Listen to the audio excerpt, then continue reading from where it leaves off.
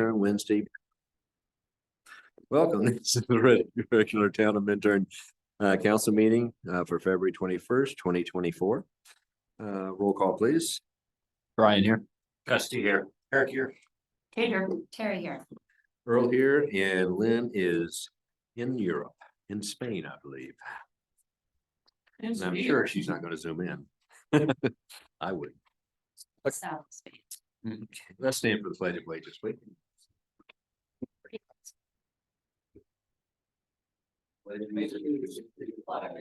United States of America. To the republic which stands one nation under God, indivisible, with liberty and justice.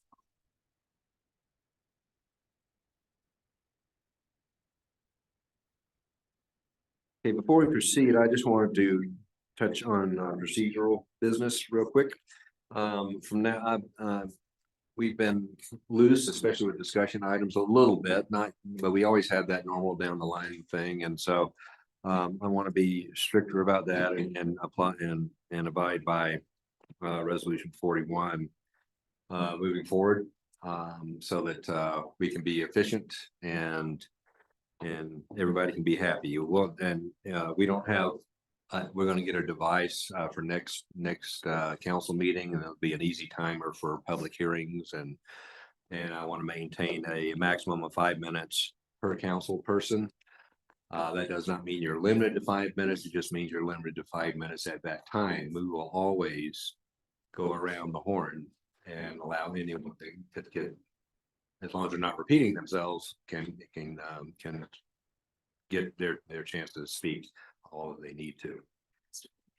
So with that, I just want to make sure, and just, if we start at the end, just like we always do, just look at me to make sure I'm done talking or whatever, and we'll just go from there. Go ahead.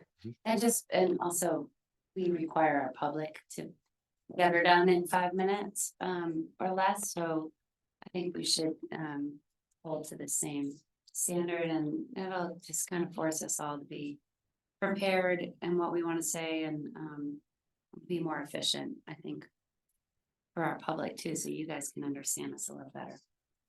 And if we have a panel that's on Zoom or here speaking, I do request that people let them finish the point that they're wanting to make before interrupting them, so that we can understand the points he's trying to make as well. He or she. Okay, that's all I got. Moving on, we have approval of the consent agenda. I believe we have an item to be pulled. Would you like to request that? I would like to pull section C 806 Cemetery Road maintenance and storage building. I just had a question I wanted to bring up to council. Approval of consent agenda. Okay. Otherwise, I'll make a motion, if it's okay, to approve consent agenda with that pulled, and we can put that somewhere else. Yes, so why don't we move that to discussion item? Wait, what is this, a resolution? No, it's a discussion. And that would be 11B. I'll second that motion. Motion by Terry, second by Gusty, all in favor? Aye. Opposed? We have it done. It is.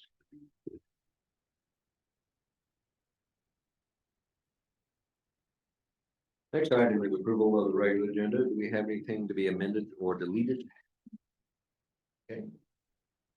Do we have a motion? Make a motion to approve the regular agenda with 11B added for discussion. Eric seconds. Motion by Kate, second by Eric, all in favor? Aye. Opposed? Next item is declaration of conflicts of interest. If there's any item on the agenda that a council person has a conflict, and now is the time to come out with. Hearing none, we move on to public comment. This is the section of our meeting where if anyone in the public or in Zoom land wish to address the council on any issue that's not on the agenda, now is the time. Is there anyone there who wants to speak? Jay, we got anybody in? No, there's nobody in the audience with their hand raised. Okay. Thank you. Next, we have council comments and committee reports. Brian, you got anything? Nope. Okay. I don't have anything either. For me? Yeah. Okay, I got a couple things. At our last Eagle Valley Transit Authority meeting, Transportation Authority meeting, they announced that Minturn in the summer schedule will have 3 more round trips coming into town.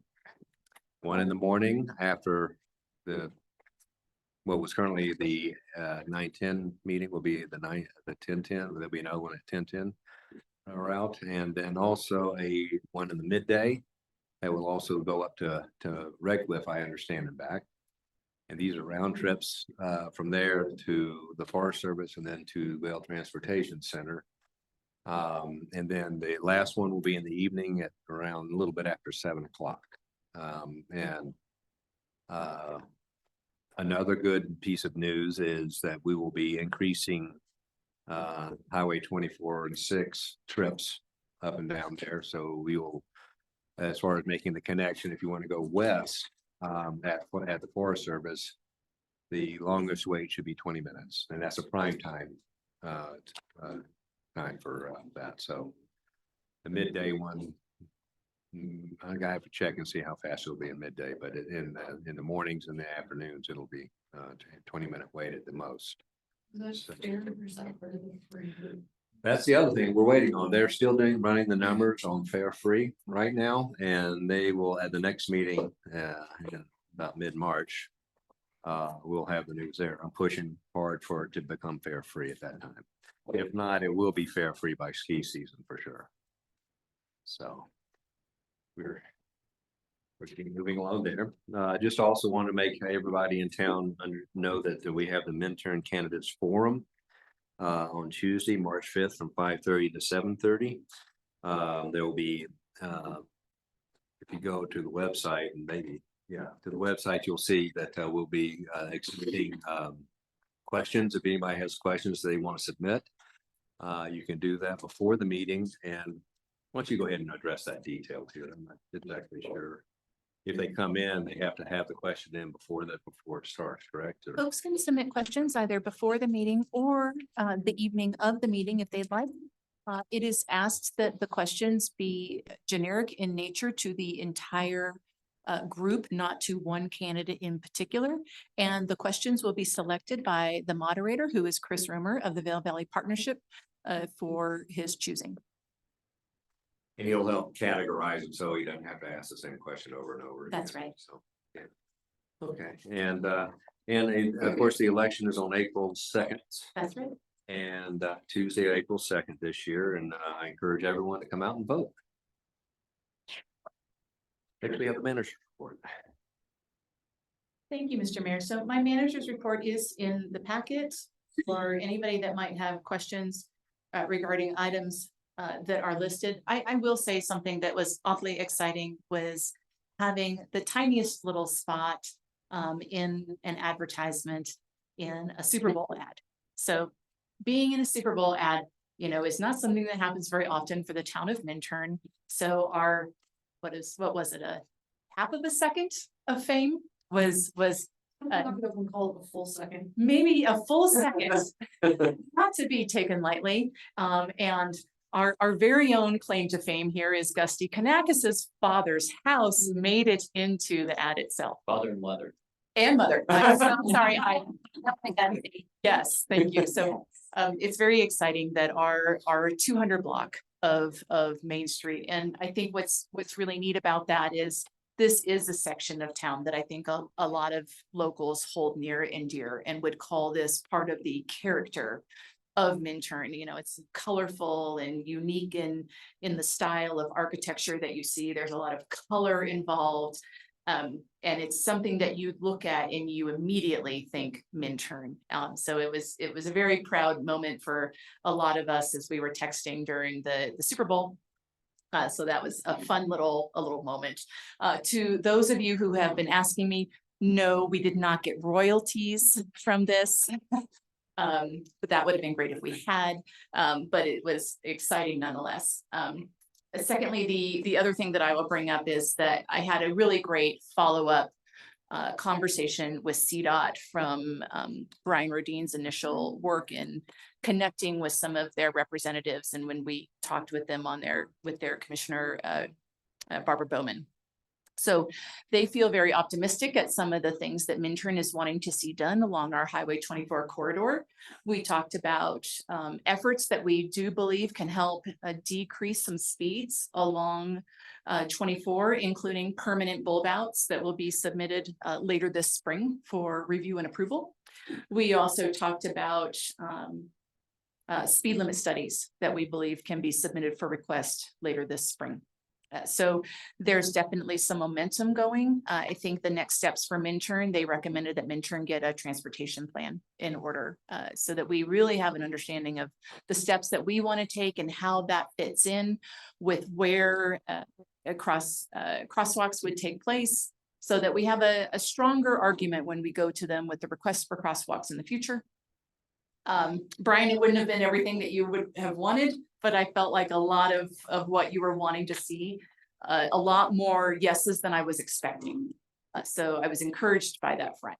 So we continue to work forward with that. And then on that topic, did they have any examples of like a smaller town transportation master plan that they liked, or that we could? You know, look at? they did not provide me with examples, but I'm positive I can dig some up from other communities. I can get on the manager's listserv and ask, you know, communities under 10,000, have you done master plans recently, last 5 years? And see who's done some that, you know, we can use as templates, and, you know, see about getting a grant to help with getting a facilitator to help us with that. I have a question. Last time we did this speed study, Yes. we requested it. It was pretty impersonal. Yes. And they, is there a different process by which they do that now? Yes. There is. Yes, and actually, Brian was the one that turned me on to this as well. And they handed me the handy dandy brochure.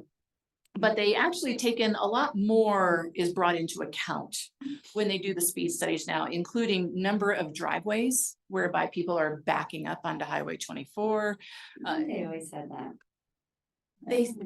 They seemed quite confident that more is utilized from the surrounding area instead of just getting cars from point A to point B, which has traditionally been their primary goal.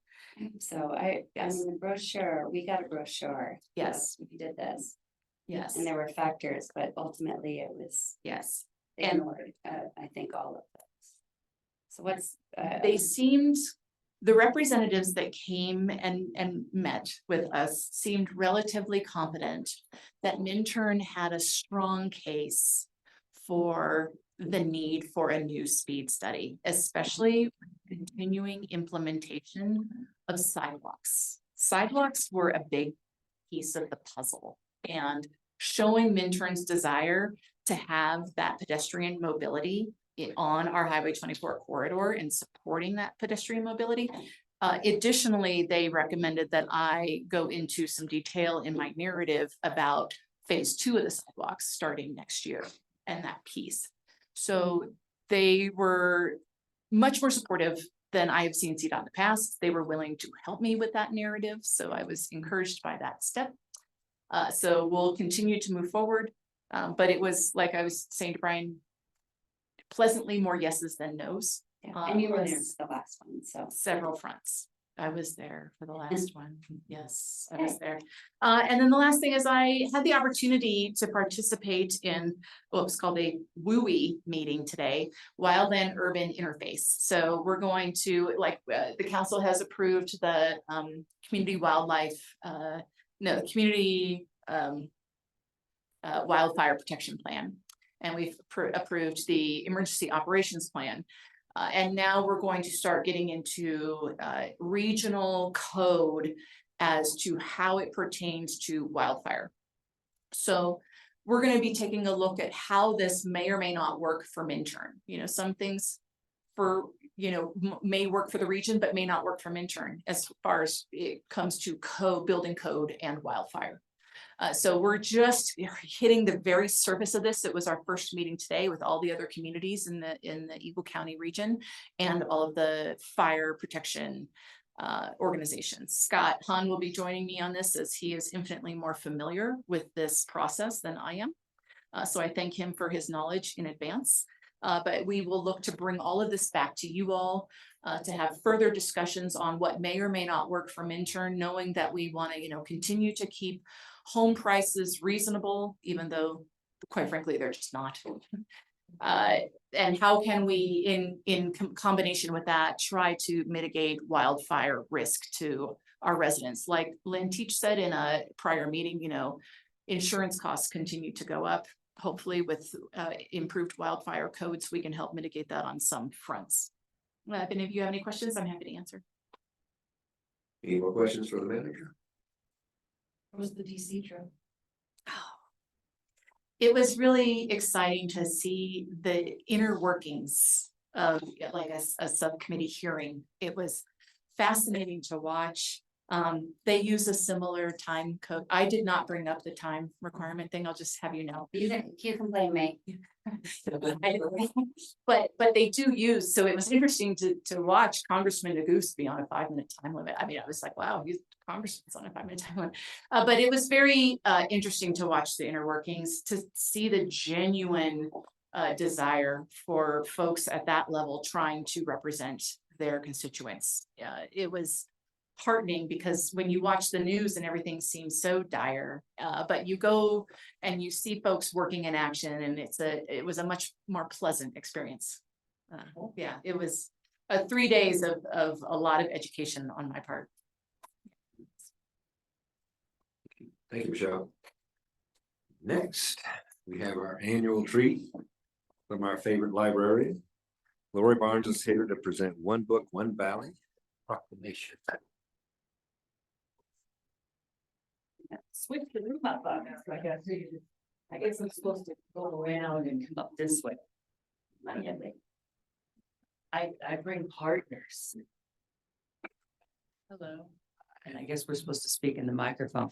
Well, y'all know who I am. And Mayor Bidas, thank you so much for being so gracious. You folks are one of the warmest council people that I deal with as I do this across the valley. And this is my only opportunity to get in front of town council. It's like, I got something to celebrate, so I'm going to do it. But yeah, this is a lot of fun. And you folks always know we're coming. I'd like to introduce Abigail, my partner. Well, Abigail. I'm going to let Abigail remain silent unless you bump me on the arm and want to say something. Abigail has joined Vail Public Library's team as of the end of November. We're really pleased to have her. She's doing our marketing and programming. And so she's designated One Book, One Valley participant and a very engaged one, I must say. So you're going to be reading a proclamation in celebration of the 13th year of One Book, One Valley. You know, we bring all kinds of titles over the years. Last year was young adult title. It was kind of female based, and maybe you read it, maybe you didn't. We had the first title. Who remembers the first title? There's a Tess. Steve Lee knows the title. Yeah, it was. Yeah, we had a couple of cowboy titles. It was actually Doc, and it was about Doc Holliday. And so for some reason, Steve Lee always, and yeah, you working with Steve Lee, and I don't want to take a lot of your time. I'm so proud of One Book, One Valley, and I'm so proud of the community effort it involves. It's all about shared literacy, shared enjoyment of reading, getting on the same page, choosing a title that we think is going to bring up common topics of conversation. So this year we chose an Indigenous title. And so it's been very interesting. At the Bookworm, we're so pleased to have the Bookworm be our partner.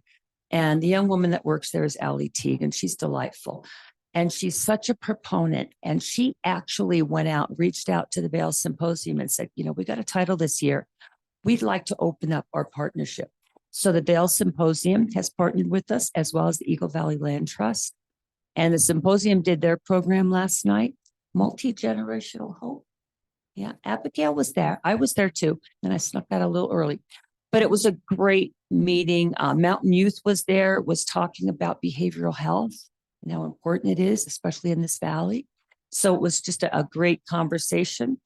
And so Eagle Valley Land Trust is having a program in March where they're going to have a screening of a documentary called Gather at the Riverwalk Theater. I don't think that comes at a cost, does it?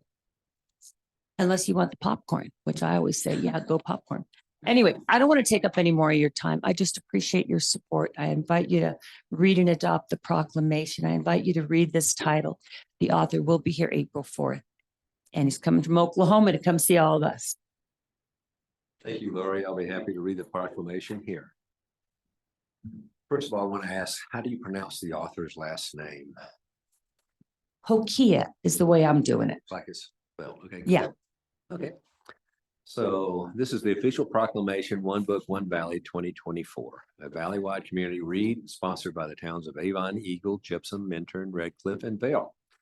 Whereas community read programs have united and uplifted hundreds of cities and municipalities throughout the United States of America. And whereas the book calling for a blanket dance by Oscar Hokia is the author's highly anticipated debut novel that tells the story of Ever Gaimo Saddle. I'll go with that. The son of a Kiowa and Cherokee mother and a Mexican father. As he investigates life across native lands in Oklahoma, and whereas Hokia's novel will feel familiar to fans of Louise Erdrich and Tommy Orange, shifting between the perspectives of different characters and jumping around in time to tell the story of the contemporary experiences of Indigenous people while also taking care to disrupt any reduction notions of homogeneity in this arena. And whereas the title, Calling for a Blanket Dance, tells the story of a young Native American boy who belongs to a splintering family, grasps for stability and love, and makes all the wrong choices until he finds a space of his own. Sounds like me. Oscar Hokia's electric debut takes us into the life of Ever Gaimo Saddle, whose family, part Mexican, part Native American, is determined to hold on to their community despite obstacles everywhere they turn. Ever's father is injured in the hands of the corrupt police on the border when he goes to visit family in Mexico, while his mother struggles both to keep her job and care for her husband. And young Ever is lost and angry at all that he doesn't understand at this world that seems to undermine his sense of safety. Ever's relatives all have ideas about who he is and who he should be. His Cherokee grandmother, knowing the importance of proximity, urges the family to move across Oklahoma to be near her, while his grandfather, watching their traditions slip away, tries to reunite Ever with his heritage through a traditional gourd dance. Through it all, every relative wants the same, to remind Ever of the rich and supportive communities that surround him, there to hold him tight and forever to learn to take the strength given to him to save not only himself, but also the next generation. How will this young man visualize a place for himself when the world hasn't made room for him to start with? Honest, heartbreaking, and ultimately uplifting. Calling for a Blanket Dance is the story of how Ever finds his way home. And whereas Eagle Valley Community Read is in the 13th year of One Book, One Valley initiative, according to Ali T from the Bookworm of Edwards, I can't believe this incredible book is a debut novel with its lyrical language and wholly unique characters and voices. Calling for a Blanket Dance illustrates what it's like to be Mexican American and Indigenous in the United States.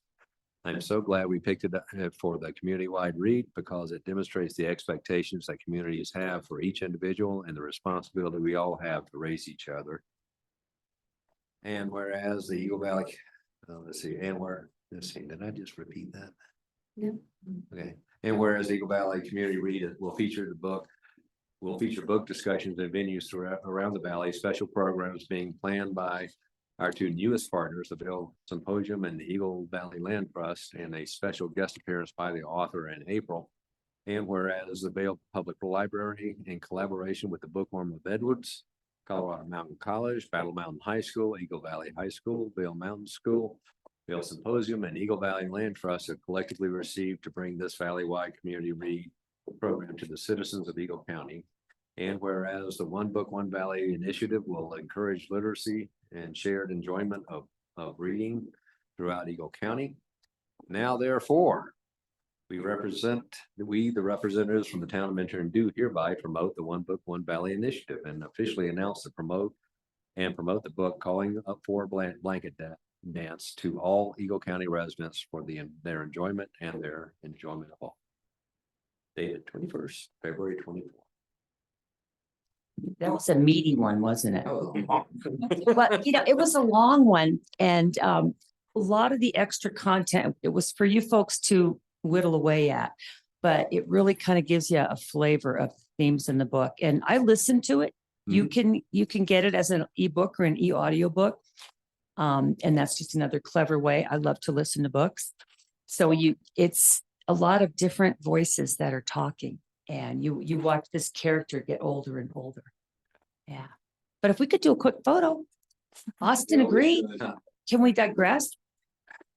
Probably that's all good. And please bring your book if you don't mind.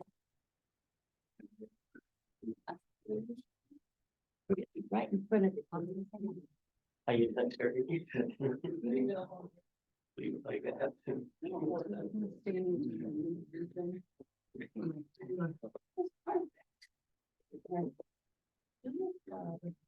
And you guys are all reading.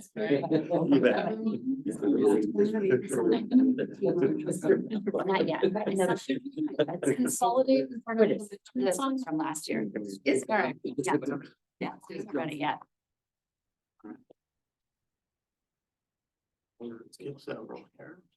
Say when. Okay, Glenn. All right. Portrait, here we go. All right, big smile. There you go. Yeah. Thank you. Thank you. Yes. Thanks, Austin. You bet. I'll see you sometime. Oh.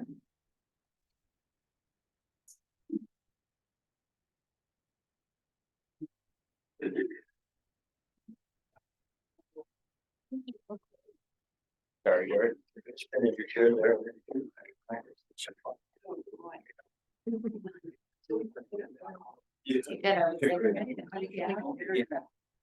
13 years.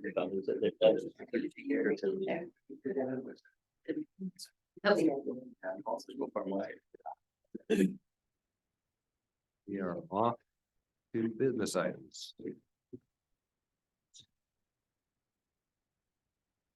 First is resolution number 6, series 2024, a resolution in support of the Bolts. I can't even read now. Bolts Ditch Act. Thank you, Mr. Mayor. So several years ago, I forget how many, I apologize. The town approved the Bolts Ditch IGA. Was it an IGA, Mike? Thank you. Between the town and ERWSD and UERWA. This was because ERWSD and UERWA purchased the land for the Bolts Reservoir. Through that, the town and the district and authority came to an extensive agreement, which was beneficial on for all three parties, to come forward and find ways to bring local water storage to the area, bring back the use of the Bolts Ditch Headgate, find water storage for Minturn, and move forward as organizations. Part of that IGA included Minturn's support of the districts and authorities' efforts to seek legislation to have independent use of the Bolts Ditch Headgate. Minturn approved a resolution shortly after the original IGA was approved. There is now legislation going through, well, it made it through the subcommittee. So it's now making its way through the House and it's hopefully getting into the Senate. And with that, both senators, when I was able to take the trip to DC with Siri and Kristen from ERWSD and UERWA, both senator offices said that it would be very beneficial to have renewed resolutions from the towns supporting this effort. So here before you tonight, you have an updated resolution continuing our support for the effort for the district and authority to have access to the Bolstitch Head Gate. Tonight with us is Justin Hildreth, who is really heading up the entire Bolts Reservoir project, can answer any questions and is here to talk about the resolution. Yeah, I think you stated it very well. I don't have anything more to add, but I'm here if you have any additional questions about the resolution or about the project. Do we have any questions from the board? Yeah. That might be a short session. Yeah, but yeah, we've been aware that of sales trip and know how important it is to give as much support, because it is a vital project for the county as a whole and so from Minturn.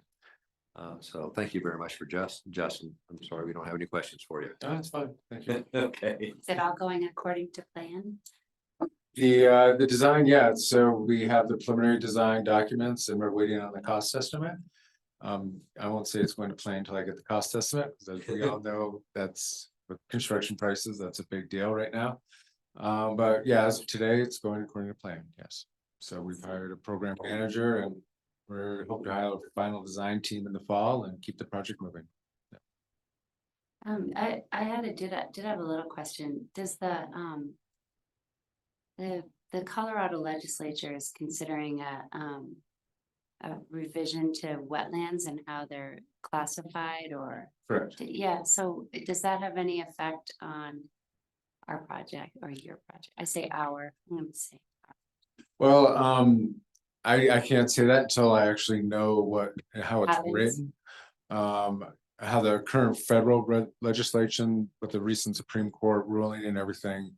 The federal rules really don't apply to the project, but we'll just have to see what the state comes up with. And then of course we'll be on it, and whatever permitting is necessary, we'll move forward through. If there's any wetlands mitigation, we'll of course comply with the state rules. Just for something about wetlands and unconnected wetlands. Wetlands are protected currently, I think, if they're attached to a larger body, river, pond, lake, river, whatever, but the standalone ones may not be yours. Right, the Supreme Court rulings that they have to be directly connected to a creek or waters of the United States per se. And there is wetlands where the reservoir site is going, but they're not directly connected. So the federal rules do not apply to those wetlands. But we'll just have to see what the state rules come out with, and if we will have to, those wetlands be categories under state jurisdiction, then of course we'll comply with the state rules. All right, thanks. Thank you, Justin. Appreciate your time. No problem. Okay, we have a resolution. Any more discussion from anybody? as we move on? I'll make a motion to approve resolution number 6, series 2024, resolution in support of the Bolstitch Act. Second. Nope. Brian. Oh, Ryan got it. Okay. So motion by Gusty, second by Brian. All in favor? Aye. Opposed? Next, we have resolution number 8, 2024, approving a conditional use permit for a new duplex at 362 Taylor Street.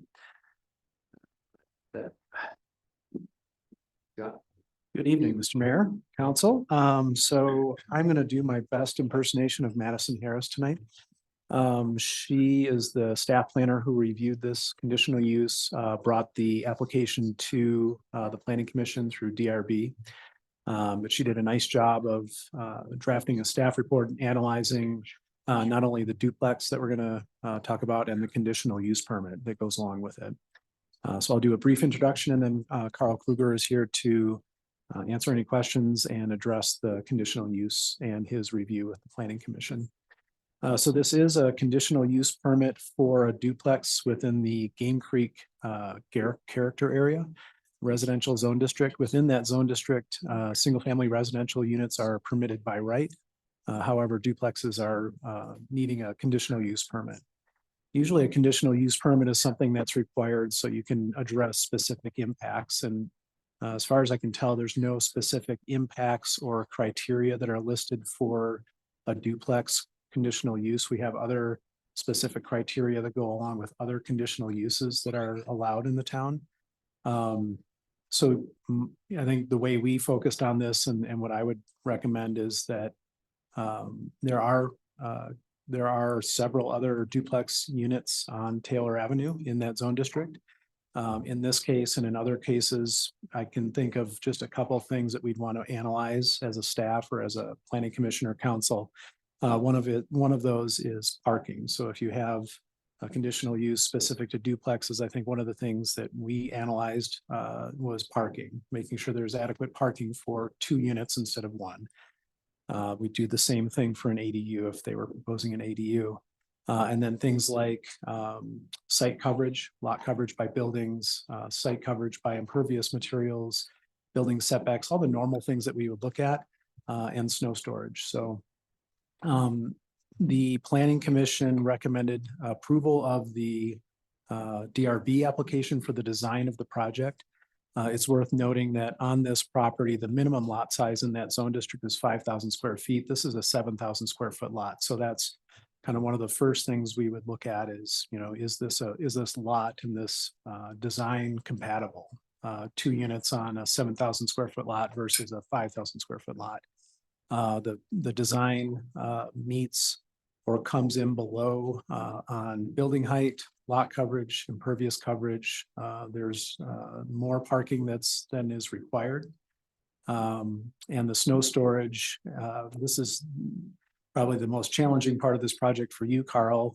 You started the design, you came through our process, and we had a response to you that, oh, by the way, we've changed our snow storage regulations before you applied. We no longer require 5% of the parking area on the property. We require 5% of the lot area. Carl was able to redesign the project, push the building into the site a little bit more to give himself more room. You can certainly go into detail, but my understanding is that you took great care to look at that and make sure that you had enough snow storage, not only by square footage, but having it be accessible from the driveway area so you can pile snow. Those are the aspects that we looked at from the standpoint of the DRB review. With regard to the conditional use permit, I want to do just one more thing and then I'm going to turn it over to Carl. I know you guys love it when I read code. Yeah, well, here we go. So the criteria and findings that I would love for you to focus on. The first one is that the relationship and impact of the use on the community development objectives of the town is addressed.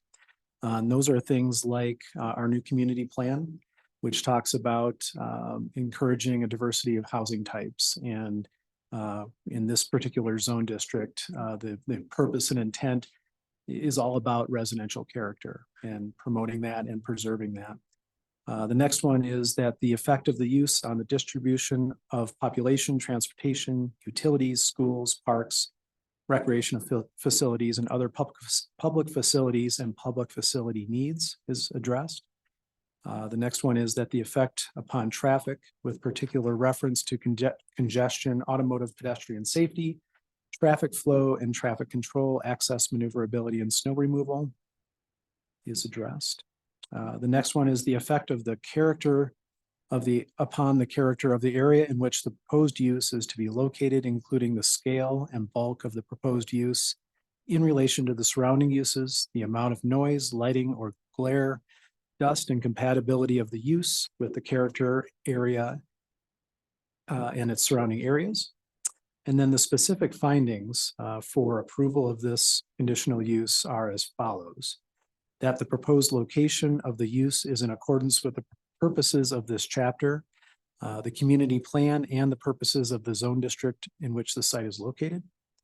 Number 2, that the proposed location of the use and the conditions under which it would be operated or maintained will not be detrimental to the public health, safety, or welfare, or materially injurious to properties or improvements in the vicinity. And 3, that the proposed use will comply with each of the applicable provisions of this chapter.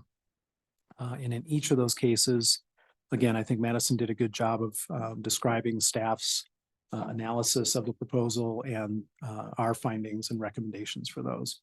The planning commission in their deliberations discussed parking on the site and wanting to make sure that if the two duplex units, either one of them were rented, making sure that we have something in the rental agreements that required renters to park on the property and not on Taylor Avenue. And they also discussed snow storage and just the particulars of the design of the snow storage areas on either side of the driveway and the height at which someone would have to shovel and get the snow up there. In my opinion, not much different than what we have going on all throughout town. It is a challenging site. I think the existing walls that are there now, Carl, are in excess of 10 feet. They're tall, right? From 0 Yeah. up to not quite 10, but we'll go through that. Okay. So I think that is all. Are there any questions about the DRB review, the issues that were discussed, or the findings? Actually have a question. I really didn't even know that that area over there couldn't have duplexes, or you had to have a conditional use permit. Is there any other areas in town that that applies to? I believe there are, Gusty, but offhand, I bet it probably is something that is required in the Old Town districts. Okay. It's actually something that I would love to discuss that particular issue when we start in at the planning commission level, looking at our zone districts here in the next month or so, and the use table and whether or not that really needs to be a conditional use.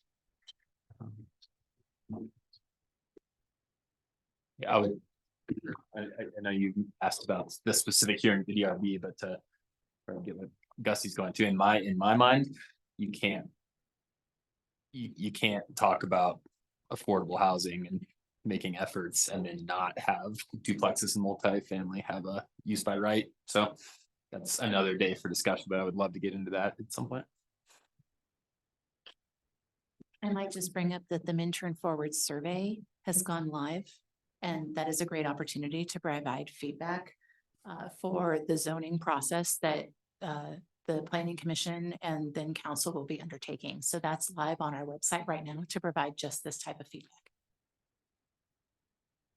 Scott, do you want to pull up the file, the original application? So Carl Kruger, I own at 362 Taylor, but I live in Eagle Vale right now. My wife and I bought 362 Taylor 20 years ago when our child was 0, and now he's in college, and I need to put him to work. And some of the questions about what's going to happen in the PUD below this house have been answered. So it seemed like a kind of coincidence that's happening.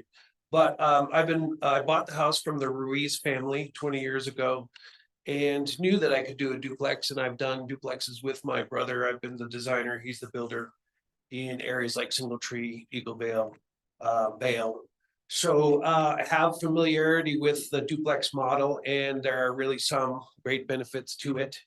Of course, density and efficiency. One of the things nobody thinks about is when you put two buildings together, it's kind of like having two people in a sleeping bag. That middle wall loses no heat. And you're not tempted to poke holes in it to put heat loss devices called windows in it. So there's some real benefits, and people, inside, some people need walls to do things, to hang art, to, have a backdrop.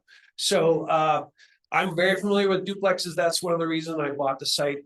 Also, I'm very familiar with difficult sites because that's really the only way my brother would pay an architect, is if he had to. So in the beginning, when we were cutting our teeth, all we found were, and this is 20 years ago, steep lots of difficult access, so that we could add, I hate the word, add value to them by hiring an architect and handling the specific issues that all kind of come to bear on a design. This design, I had two options in mind when I bought it. I thought my wife and I might move here and raise our kids, or have a home with a studio, with an art studio in front. The more that I studied that, the more I found out the impervious materials were going to limit it, and so was snow storage, as I've just found out now. But they go hand in hand, because impervious materials a lot of times are driveways and they need to have snow storage. I initially tried to get up on the site with the main house and have a carriage house over a garage on the lower part, but you burn up so much impervious material. You use it that your house becomes small. And so the regulations that are set up in all towns are very familiar to me, but they try and control bulk and impervious material. So I came down to the idea that we would do a duplex for my sons and us to have to rent, to hold. That's the plan. Everything changes up here, and so I would never tell you that I won't sell it right away. But since I've been involved with my brother, we mostly built and held when we could and not sell. The main response to the site, I was kind of already telling you that it's a difficult site because it's not 15 or it's not 30% grade, but the current driveway is 20% slope. And it is hard to get up there. And when you're backing down, now that was from the 1980s when nobody spent the money to remove grade. Essentially, everybody on Taylor just kind of tried to hold up the grade. And they were using rubber backhoe tractors and nobody wanted to pay for excavation, but now everybody just removes the site. So there is a drawing that I think will cut to the chase. It's this drawing. It's the first 8.5 by 11 in the back. So I did have a problem where I came in to talk to Madison and Scott before the snow storage was amended. And then it took me a whole year to get myself together to come in and try and get this all done at once. So I didn't realize the snow storage changed from 5% of your pavement area to 5% of your whole lot. So I didn't have to change much of the building. I shoved it back into the hillside a little more. But what that 8.5 by 11 is trying to show to you, and Scott can also bring up another picture of Taylor where the two new houses went side by side. Essentially, if you look at that little 8.5 by 11, it shows you the peninsulas of grade that are left between old homes and new homes, and inevitably all these will be made new again. So I have made it so that I feel comfortable storing snow, and I have met the guidelines by the calculations, and I'm ready to convince you. But you can see right now the current house is that little white one on the top right, and that driveway is 20%. And the previous owner made, I presume, a flat piece of land to put his trailer on with a permanent foundation, and essentially push some of the dirt in front and some of the dirt behind and retained it all. Now that yard up there is a great little yard. I mean, the workers that we've had, restaurant people with dogs, it's been an ideal place for them. You can see on the left picture is my house on the right, and then the other house on the left. And you can see that they already cut into grade to get to a lower level. So that in the end, there's this peninsula of dirt between the yellow vehicle and the house on the left that people will spend money to hold up, or wiser, remove it and give it to Rick Hermes. It'll disappear into nothing. So I feel very comfortable about my calculations. They meet the code, and I certainly wouldn't mind if you said it was contingent on Madison or Scott doing the math. But what I'm trying to tell you is that I've done it so that it meets the requirements now. If neither side on either side of my house, neither of them are redeveloped ever, I still have enough storage space. And you ask, well, you can't store on somebody else's land anyway. All right, well, the question is, can you store on retaining walls that go from 0 to 3'9" on one side and 0 to 3'9" on the other side, but also go up and try and hold up all that dirt that's below those willow trees that are on my neighbor's property.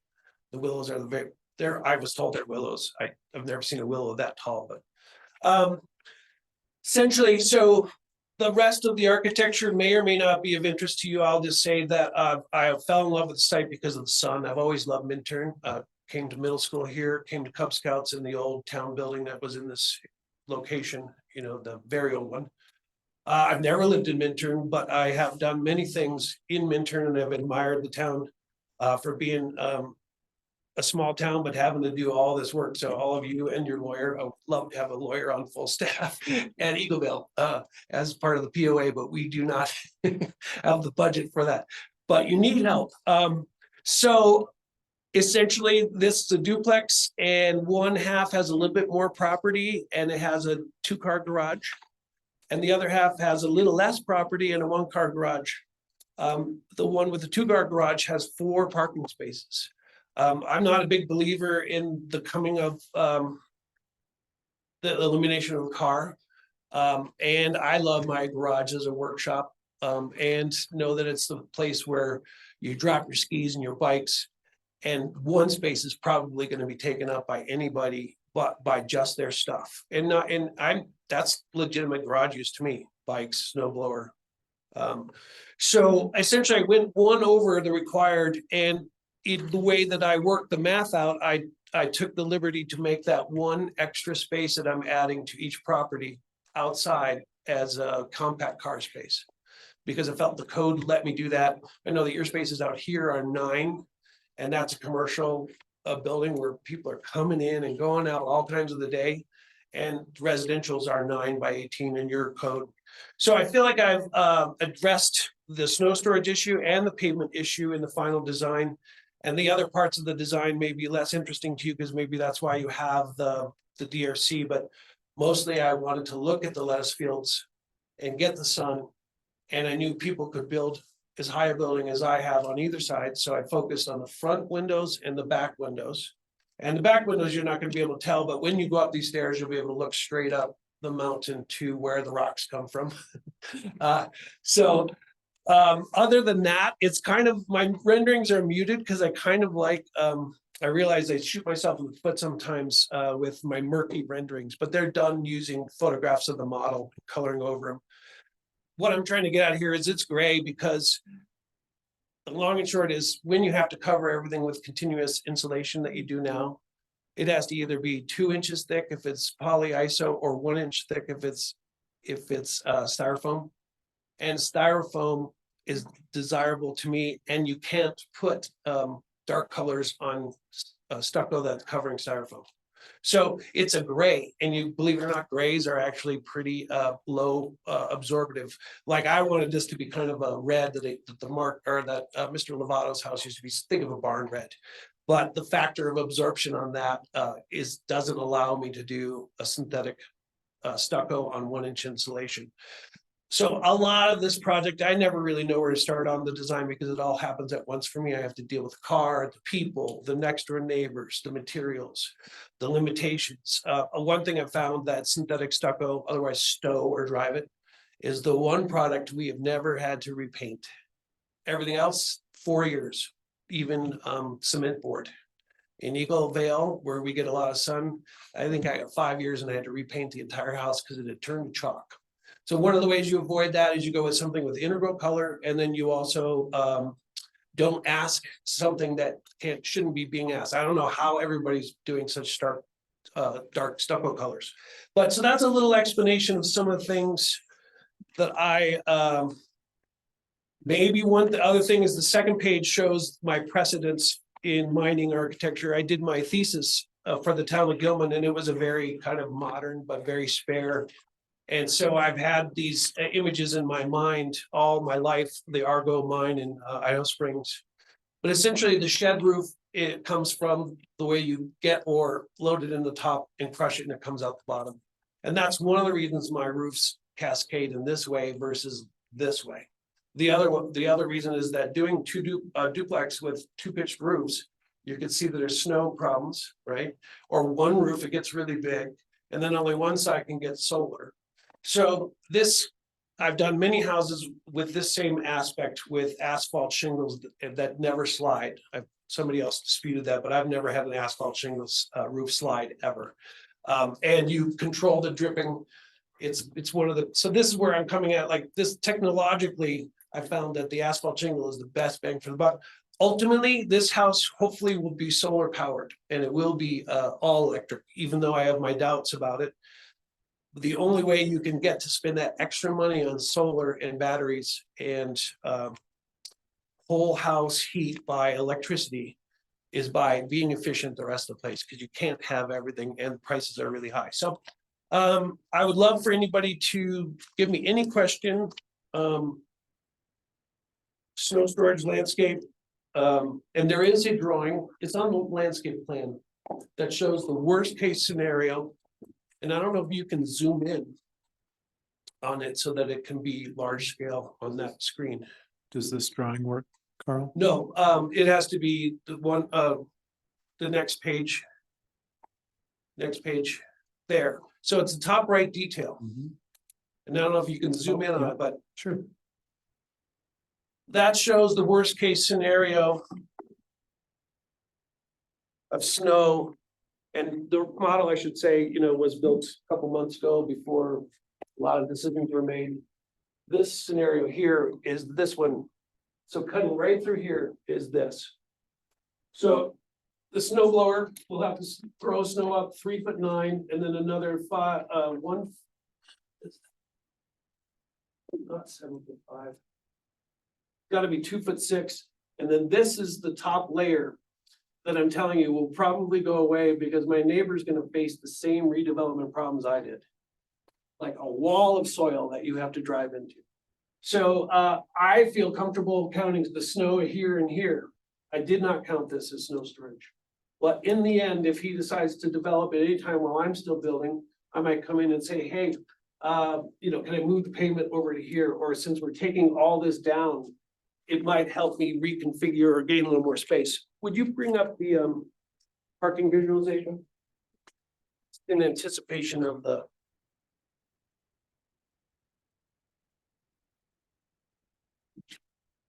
So in my current duplex in Eagle Vale is not the same scenario as this. That's, I'm a flat roof guy. The problem with flat roofs is when you go to put solar on them, the solar lays down at about like this angle because they don't want them to be picked up by the wind. And so if you're laying in the snow 6 months out of the year when you need the electricity, I have no idea why people would ever do it. The one case Active Energy is building in Eagle Vale, I called him and I said, why are yours so sloped? And I love that because it's interesting and it adds to that facade, in my opinion. He said, well, we can't do that on your house. We can only do that on our project because there's wind load limitations. So this is my home in Eagle Vale. So you can see I'm sorry, that's little, what I've lined out in sticks are a 9-foot space, an 8-foot space, and then the half that I live, a 9-foot space and an 8-foot space. So essentially my driveway is for 4 cars, but I had 4 more feet because in Eagle Vale I had more space. But during the DR or the planning and zoning, I had one member really question whether 8 feet was a legitimate parking space. And I say it's in the code, compact car. If you can have compact car spaces at your public facilities, then you should be able to have them at your residence, especially when it's only 1 out of 3 or 1 out of 4. So show the other one if you would. Maybe the sticks show up a little better. I hope you can see the lanes. Looks like your compact pickup. It's not a compact pickup and that fits. Well, it is narrower than my wife's BMW. Oh, And it's 25 years older. I mean, I will never buy a big truck, but everybody else does buy big trucks. So those are the lanes and sticks from my living room. That's the other thing is that, I'm used to doing upside down houses because I get these crappy lots that have site issues like steepness. But I thought, and I still think that the views of the lettuce fields in Grouse Creek from this deck make it so that that's going to be that's where your living rooms are. So they're upside down houses. You hike up to the living room. Every house that I've ever done almost has had to do that because they've been on steep sites, or in this case in Eagle Vale, we look out over the pond that's beyond this picture. So I don't know, I'll stop talking. I realize it may not make much sense to you, but I'd love to entertain any questions. Ryan, you have anything right now? According to the code, say you sell it and then down the road, somebody else buys it. Is there anything stopping them from tearing down the wall and unduplexing it? go full veil on that one. Yeah, going Vale. What's happening in Eagle Vale too? I was just wondering. I don't know, the building code made, I've never thought of it. I know that I've thought of taking a single family and turning it into a duplex. But I've never thought of the reverse. Maybe a question more for staff. I don't know that there's anything prohibiting anybody from doing that to their duplex. I know a family that did that in Minturn. Took a the Bell Mountain House, right, Tim? As long as you own both halves, you could eliminate the property. No, line Bell between Mountain you. House, that was set up as two separate units, wasn't it? Yeah. And that now it's one. One of the interesting things that's related to that is that your code does not limit square footage that I know of living area. It tries to limit bulk and mass by the 5 other things: impervious materials, parking, height. So when I'm in Eagle County, I usually am used to counting square footage. These are both 2,000 square feet each. So if somebody eliminated, now that's not including the garage, because you don't do that in the county, you never count the garage. 2,000 square feet each is about the size of them. And why that relates to what you said is that, ultimately, if somebody wanted to, they'd have these terrible redundant stairs on the inside. But they would have a 4,000 square foot house, which would be allowed by your code, because your code doesn't care about the square footage, it cares about the impervious, it cares about the lot coverage, et cetera. And then one other question, how do like water taps work with this? Is it 1 tap, 2 tap, 1.5 2 tap? taps, It's 2, okay, Yeah. because it's over 3,000. 1 per unit. And it already has 2, or does it? So yes, one, It request- has 1 only right now. Yeah, so that was my question too, is do you have to apply for that tap or just? But anything under 2 in our code is. Explain it, Under the water moratorium, you get historic use +1. thank you. That's what you were getting at. You scared me a little bit there, but I do remember coming here 2 years ago going, well, prices are going up, and what does it mean to me, like with everybody else's taps being permitted? And I was assured, and I'm not sure who by, I won't name them, that it was, that I would be able to get another tap no matter what else was happening in Minter North or whatever name it is now. But I hope that's still true, because banking on it. So under this, will this be a tier rate for a tap? Sorry to commandeer your question, Brian, but. These are individual units, so they each require a 1 SFE. That's Okay, right. It's not accessory structures qualify for a half SFE. Okay. But these are 2 independently conveyable structures. Well, 1 structure, 2 individually conveyable units. Bessie? Don't have anything. excuse me, no questions, just want to commend you on doing solar and putting in the extra parking. Keeping cars off the street is good, so. Well done. And If you have a flat roof with solar, you just have to periodically sweep it after snowstorms. It's not ideal, but it works. That right there is a problem, because to buy a walkable roof is more money. To go up on a flat roof, like it's hard for me to get up on mine, and it looks like it's tiered, my personal home in Eagle. I'm not saying it's not a good idea, but they're buried in snow, and it's. What's that? Yeah. Do you have them? That's you. Okay, so you're also. We could probably eat on it if we wanted to put a table up there. Just gotta sweep it off every now and then. It's not great, but it works. I see the model. Are you doing? Yeah. So, I was just curious, because it is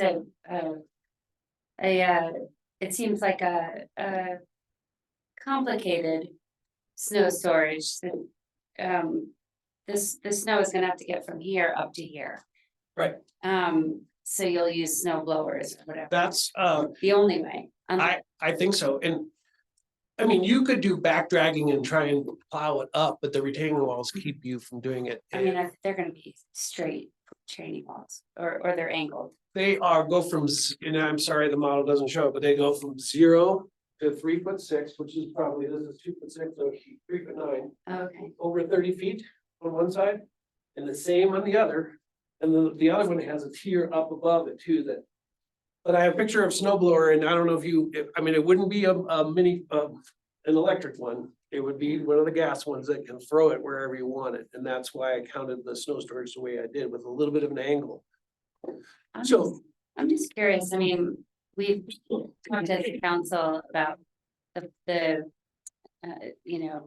climate footprint that you do when you do a snow melt system, but did you look into a snow melt system? No, because right now I'm just trying to get my arms around doing a heat pump, which is more money than radiant heating.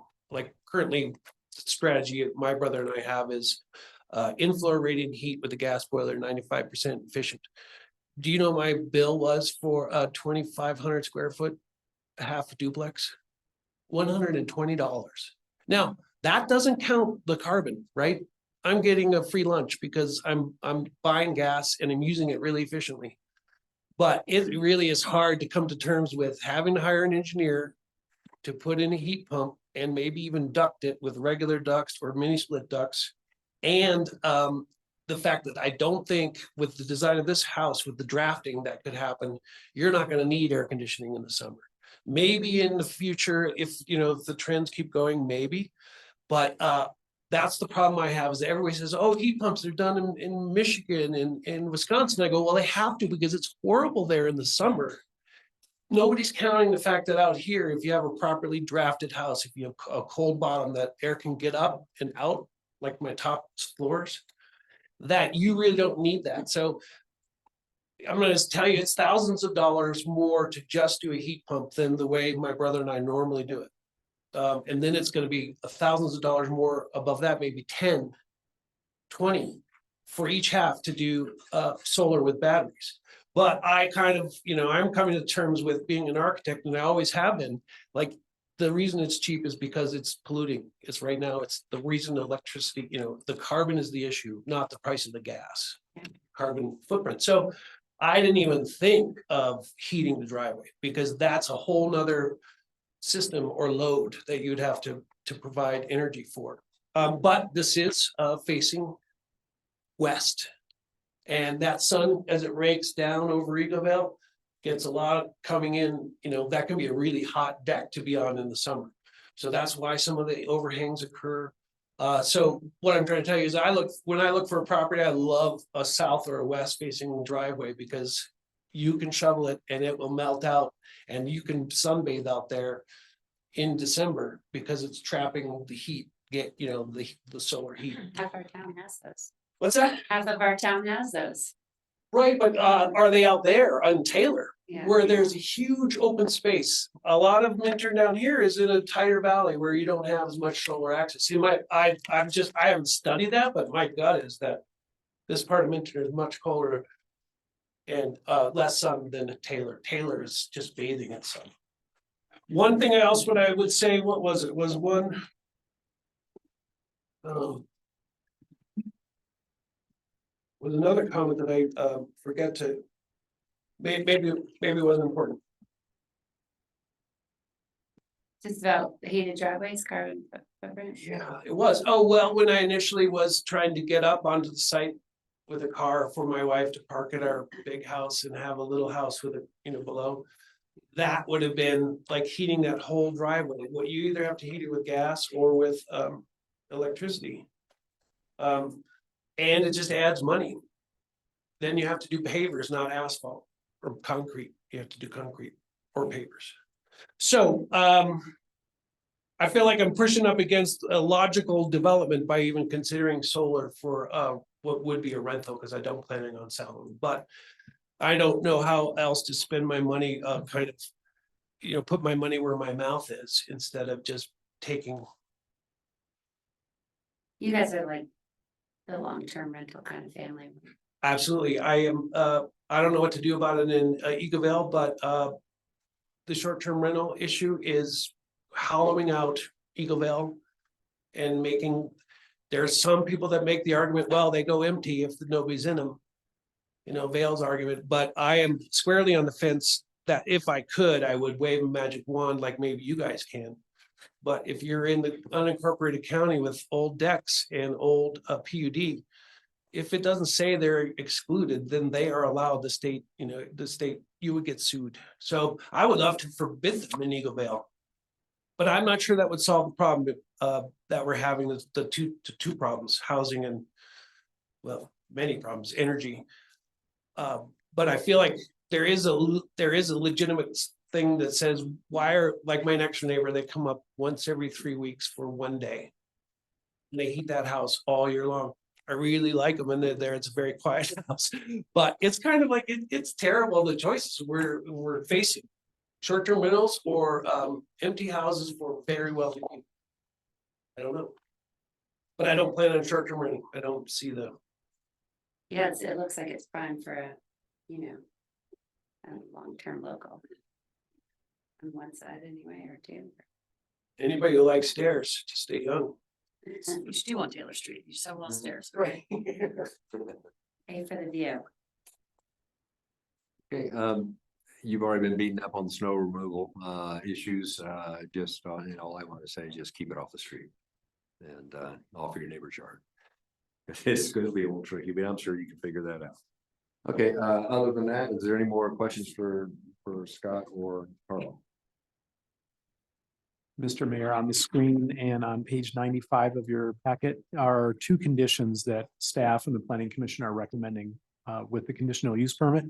The first one is that the applicant address the town engineer's comments. I'm sure you're already working on that, Carl. The second is that the applicant shall maintain the minimum required parking spaces for each duplex unit. Okay, so they don't need to make the three findings. Above 192. And the three findings, I can bring those up if you Those like. are 92 at the top of the page. Okay, so do we have anyone who want to tackle the motion?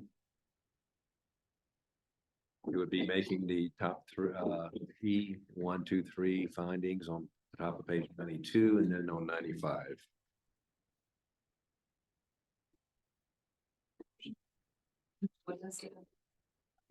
Okay, so we have to make the, at the top of 92, you'll see under E, there's three findings that you have to state in the motion.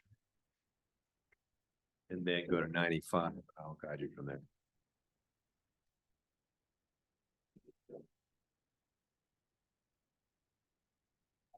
I'll make a motion to approve resolution number 8, series 2024, resolution approving conditional use application for a new duplex at 362 Taylor Avenue, town of Minturn, Colorado, with the conditions so stated.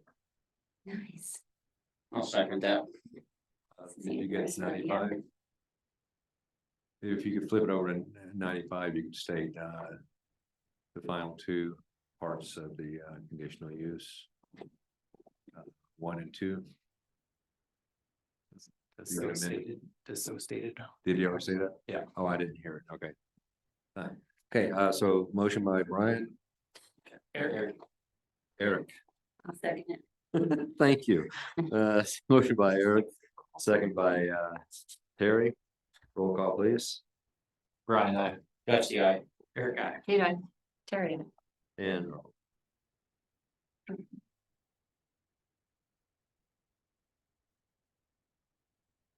And the whole thing.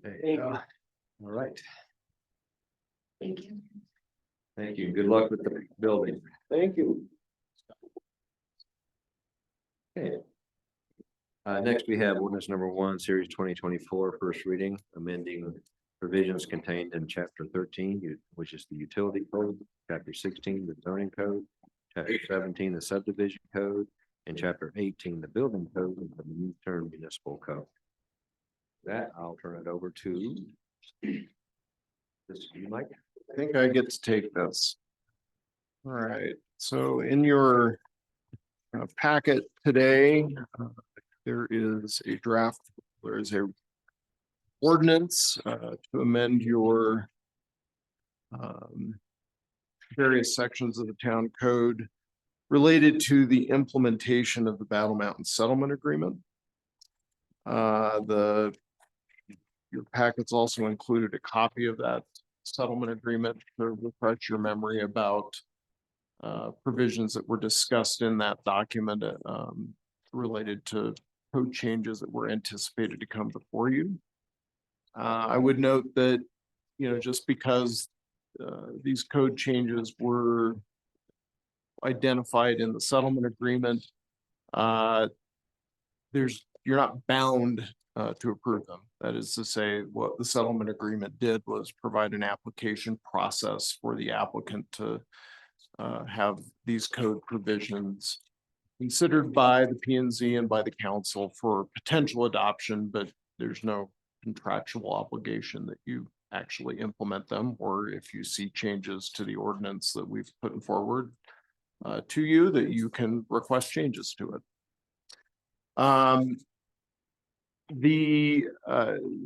This ordinance was presented in front of the Planning and Zoning Commission last week. It was recommended for approval by that body with one minor change. The version that we had worked on with Battle Mountain's team had included in two zone districts, the open space and recreation district and what's called the holding zone. The holding zone is essentially property that the town would receive that would be subject to further planning processes by the town. It had included a maximum height limitation of 28 feet.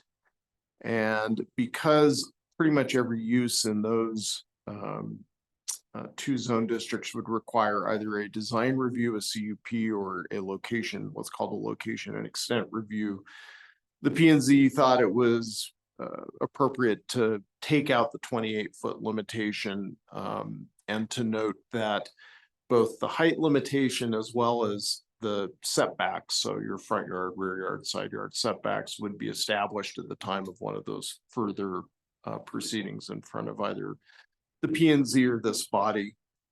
I think that makes some good sense because those uses will really be unique based upon the limited number or kinds of uses that can take place in those two zone districts. But if council would like to revert back and to impose at this stage height limits as well as setback limits, we can certainly put that in for second reading by the council.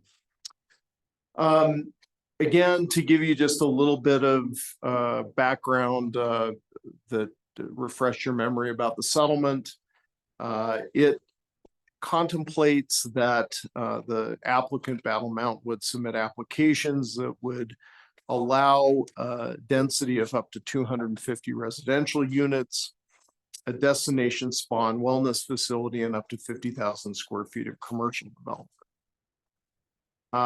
These changes, the code changes that are in front of you in order to implement this settlement concept are not just limited to the zoning code, but they also include your utility code, your subdivision code, and your building code. And we'll kind of go code by code through what those changes are. With respect to the utility code, the main change being made is to note that the town will not provide water service for the Battle Mountain properties. As you will recall, the settlement agreement contemplates that Battle Mountain, through an agreement with the RWSD, will construct its own water treatment plant with diversions off the Eagle River and will provide water for development within the properties that they will continue to own after the settlement is implemented. So to that effect, because the town has a requirement that all development within the town be served by the town's water treatment service, we have gone through and amended the code to note that in this area it will be done by ERWSD and that there will be many warnings provided on plats and other documents to owners that the town is not going to serve these properties and is not liable for a lack of service to these properties. So those are the major utility code changes that are contemplated. Section 5 of the ordinance deals with the town zoning code. Sorry, do we want to do comments on each one of these? However is Or most questions? Whatever, go ahead. I just had a question. I saw that in the notes, it's like the town will not, and then in the changes to the ordinance, it was like the town is not obligated to kind of language. Is that? Because in my mind, that makes the most sense. It's like we don't want to be obligated to, but if for some weird reason in the future that it would make sense for some sort of core operation that the town would want to provide the water we're not like banned from doing so, or it doesn't something.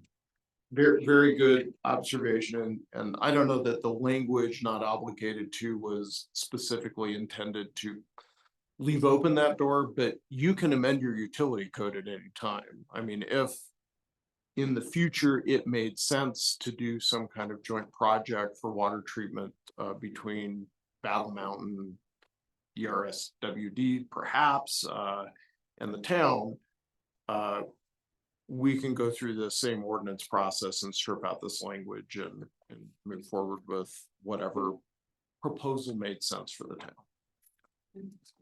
Yeah, I would want to leave that door open for sure. Any other utility questions? Gusty? I don't have anything. Okay. No, that was my Everybody question. We have the same one. With regard again to the zoning code, this part of the code is very similar to other parts of your code. In fact, parts of it were just cut and pasted with some minor alterations. It includes a use chart, which you'll find on in section 70, 10.5-70, a use chart for properties within the this area. It also includes a property map, a parcel map, which I think I want to key in on a little bit, and that's identified at 16-10.5-25. It's kind of a survey of the Battle Mountain properties with some colors attached to it. Those colors represent the 4 different zone districts that are that would be created by this ordinance.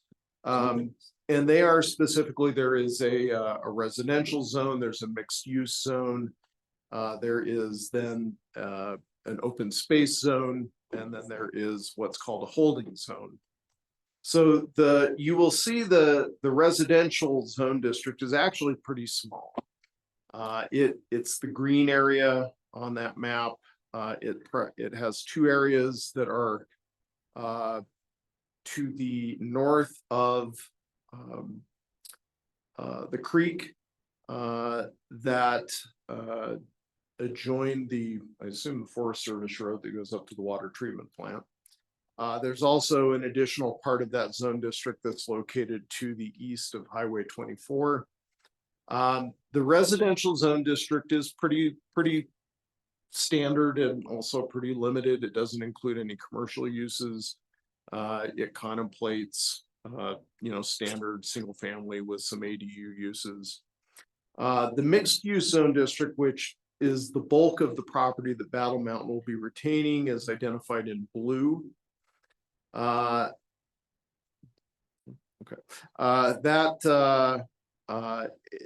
mixed use zone district is more vibrant, or it has more options available to it, and specifically that zone district contemplates denser residential development, so smaller lots, 4,000 square foot minimum lot size as opposed to 5,000 in the residential zone district. It contemplates duplexes and multifamily. It also contemplates commercial use, both as standalone as well as in a mixed use building where you might have commercial on the ground floor and residential up above. And you will find again in the use table that we identified in section 70, the uses by right. There are a few conditional uses that show up for things that need a little bit more attention, planning attention by this council. Example is like a drive-through facility, just making sure that we're not imposing impacts on neighboring properties. The other zone district then is the open space zone district. That is the purple color, I believe. Yeah, the purple color.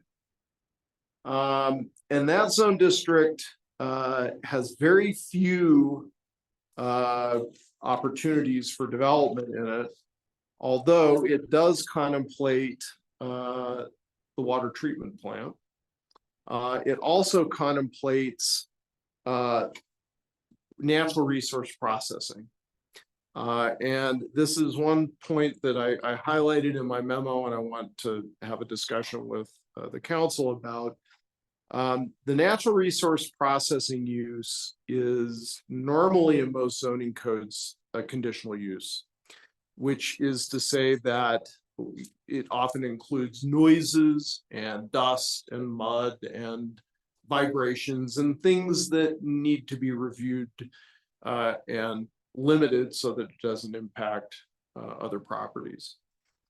In this instance, the proposal is that the natural resource processing would be a use by right, but it would be subject to a covenant as well as subject to the agreement that we have with the RWSD related to the construction of the reservoir. And some of you who have been on council for a few years will remember that we adopted actually 2 agreements with the RWSD related to the construction of the reservoir and what the town's role in overseeing and regulating that construction would be.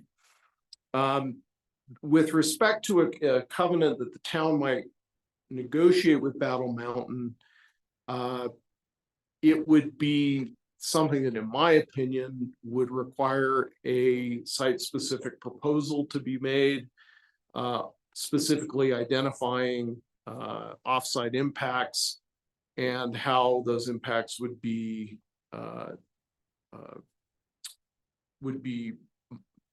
limited from imposing impacts on off-site properties. I would think that would need to come to council for review. You know, when the covenant had a requirement that the town have a review and opportunity to impose conditions. So we have not negotiated that yet. I will tell you that the agreement with ERWSD does require that they come in for a land use review related to their operations on the property, but it does exempt their use of material on the old tailings pile on the OTP property. That because that's subject to EPA compliance, that agreement specifically excluded town review of operations on the OTP, but it does not exclude a review of operations on what's called we internally called the processing parcel that's closer to the reservoir. And it's anticipated that that's the parcel where materials will be mined out of the reservoir, taken to, screened, whatever needs to be done to those materials to then apply it to the OTP to finish the remediation of that site. That would occur on the processing parcel. That is subject to future review by the town under the agreement with the RWSD. So I call that out as an item for your kind of specific consideration. Getting to then the just to one item to to highlight the definitions for commercial space. This is on page 15 of the ordinance. Yes. Okay. Just on the use by right or conditional use permit on processing areas. If we didn't grant use by right, would that negate any of our IGA and our 1031 permitting? No, I believe that the question of the type of review that the town would undertake was silent in the settlement agreement, and I consult with Tim, but I don't believe that was directly addressed. Okay. So we wanted to stick with a conditional use. That is an item that could be. It wouldn't put us in jeopardy of any of our other agreements. Again, I don't believe that that was directly addressed, like that the question of whether natural resource processing would be a use by right or a conditional use. I don't think that was discussed in the settlement agreement. And our reason for doing it as a use by right was. The desire to have the surety that Battle Mountain and ERWSD could fulfill their joint commitments to each other to build the reservoir, to process the material, and to remediate the OTP, which I would note are all things that the town wants to have happen. So again, it's not so much whether the use occurs, in my opinion, it is a question of making sure that those uses are respectful of surrounding properties. Do you reasonably foresee any other natural resource processing use of this? No, because once the OTP has been remediated, the town under the settlement agreement would have an option to purchase that property for $1. And it would become town property, and I don't think we would have material processing on that side. I've got a couple of questions for you, Mike. With the maximum of 250 units, I'm seeing under uses accessory dwellings and accessory apartments Yes. under both residential and both mixed use areas. I assume, how does that get counted against the 250 max? I am glad you asked that question. That is something I wanted to highlight. And I can't remember if it's in the utility code or the zoning code, but there is a provision in here that makes very clear that each separate unit, whether it's an ADU or a single family house or an apartment above a mixed use, commercial on the ground floor, residential above, each unit counts as one. And then, about the two particular areas, Bolt's open space and recreational zone and Bolt's holding zone. I understand the concept of the holding zone. And what I was trying to figure out is with the OTP, it's listed under open space and recreational. And, shoot, where'd that go? Anyway, it seemed, my understanding of the holding zone is that's, we hold it until it's remediated, and then we have the option. We have the option to buy, and it's, and the OTP being a open space. I just a little concerned about that descriptor. I think so with the implementation of the settlement agreement, there will be a development agreement or potentially some kind of option agreement. We haven't quite figured out how to structure this, but that will be put in place, will be recorded, that gives the town its option rights for the properties that it can acquire after they have been remediated. And so, and that's primarily the processing area and the OTP. So there will be a separate document that calls out the town's rights to acquire those properties at a time in the future. The holding zone designation is for the parcels. If you look again back at the map, those are in yellow. Those are the ones the town really is going to get immediately. So it's the Highlands property, the Bolts Lake access parcel, I think is what we're calling that. Reservoir South parcel, thank you. There's a couple of small parcels again east of Highway 24, and then there is the rec center parcel over by the existing Minturn Fitness Center.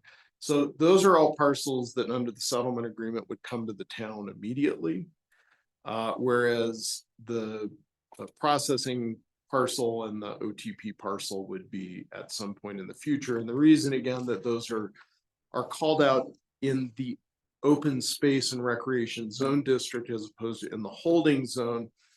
The holding zone, the whole point is, we're gonna go through a process to figure out how to use that.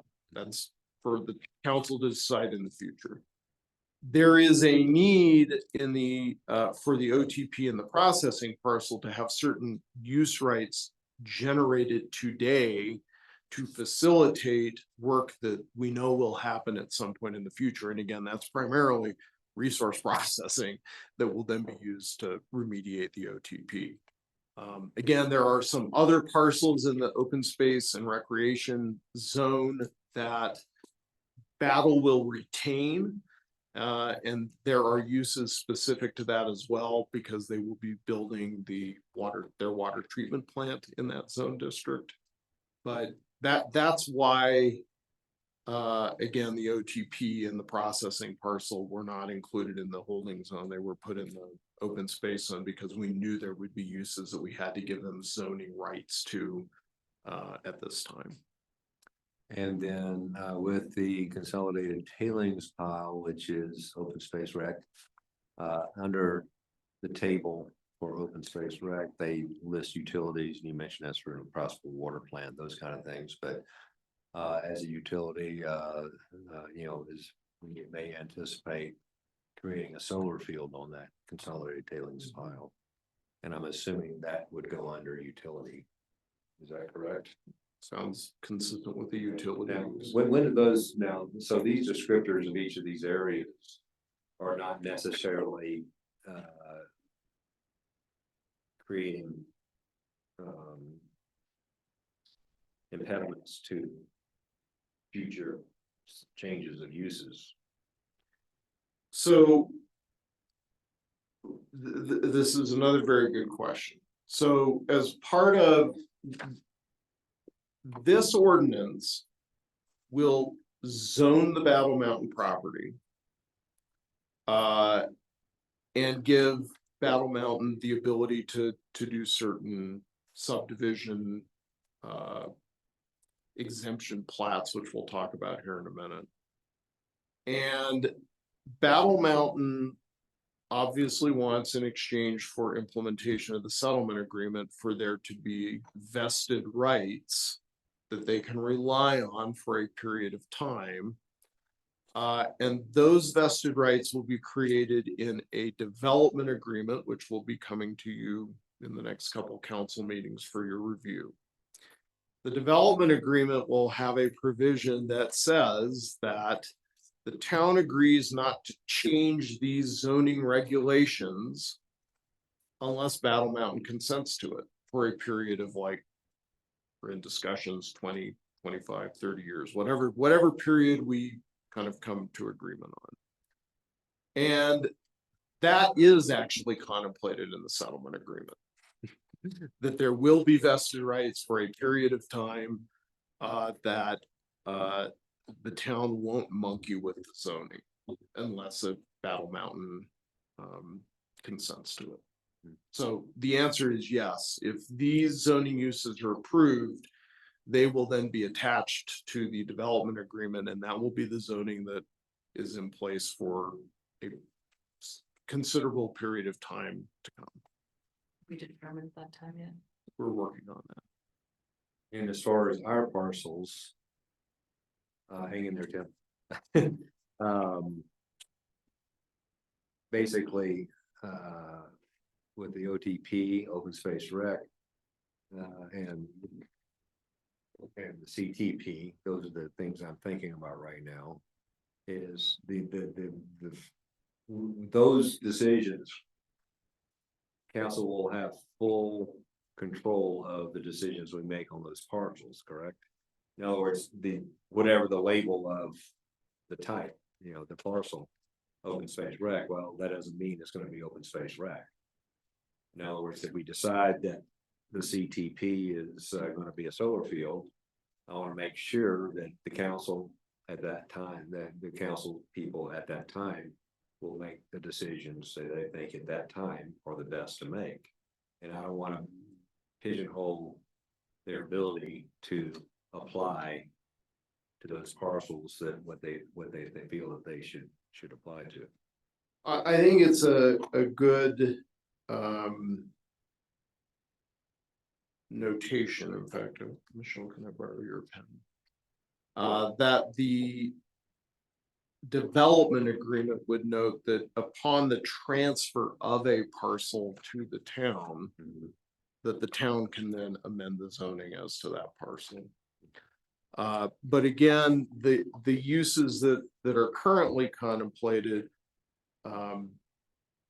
again, the CTP, I think, is covered, the uses there are very dispersed recreation that doesn't impact the cap on the CTP.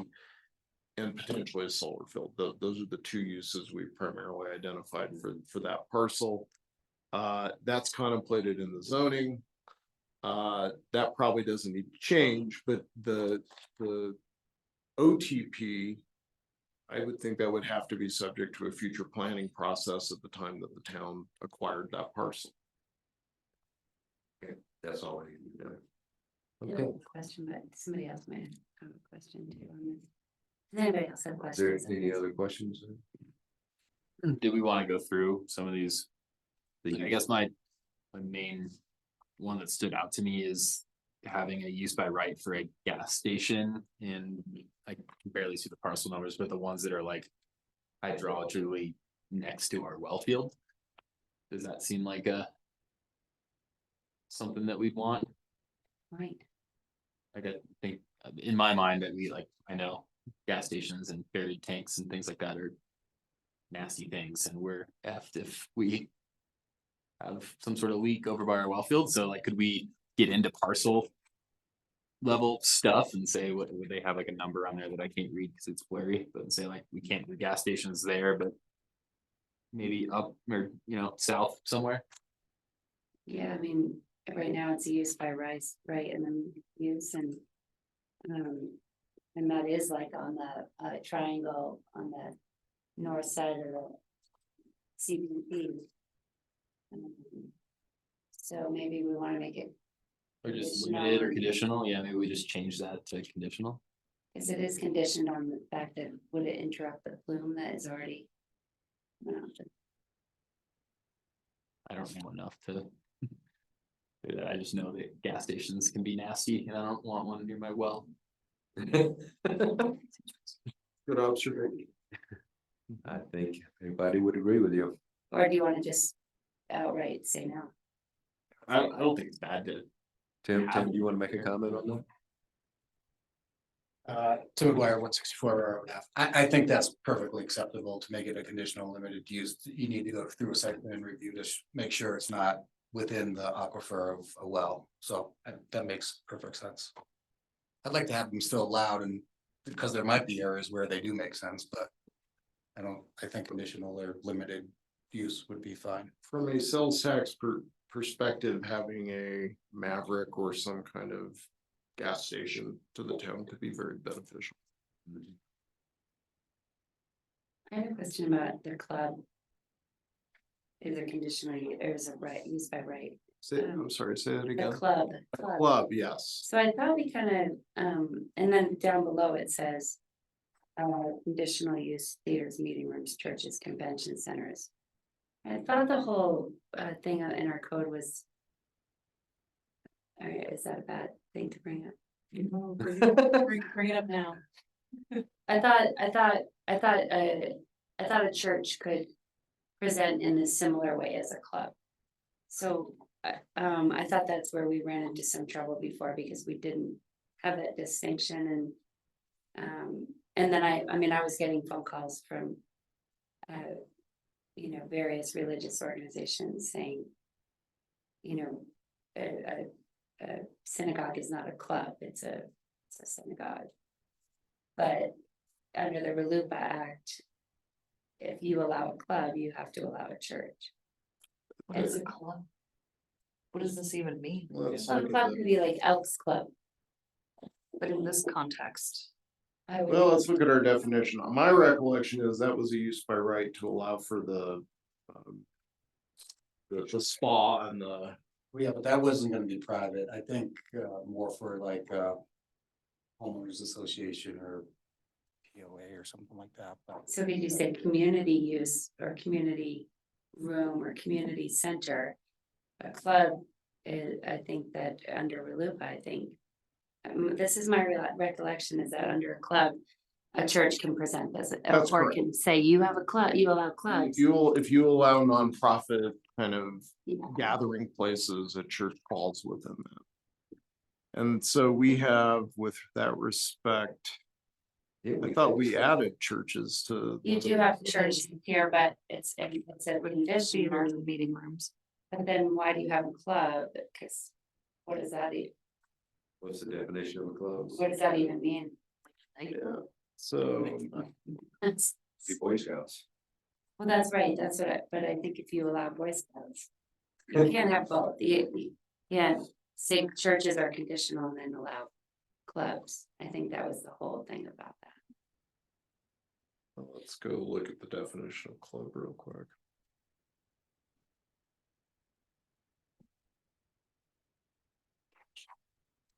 Nonprofit organization serving members and guests whose facilities are limited to meetings, eating, recreation, and further whose activities are not conducted principally for monetary gain. So that, by that definition, that would sweep in a church under RLUIPA.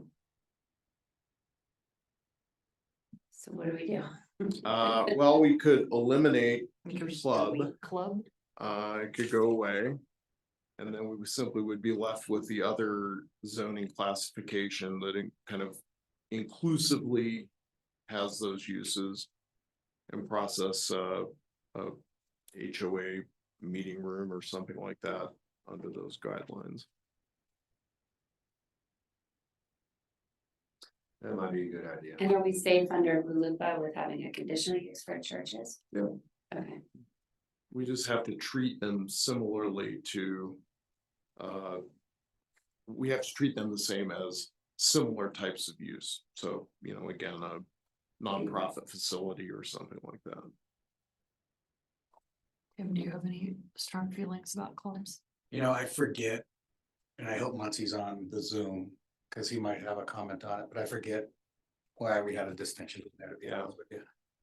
And certainly we do have legal representative, I think, online for Battle Mountain who either now or perhaps we give Battle Mountain some time to kind of respond to things that we can get their input on that.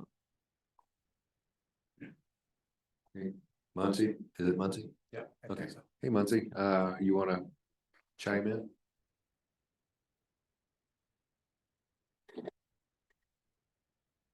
Is he able to talk? Jay, can you check on that? Yeah, I'm looking at it. Hold on.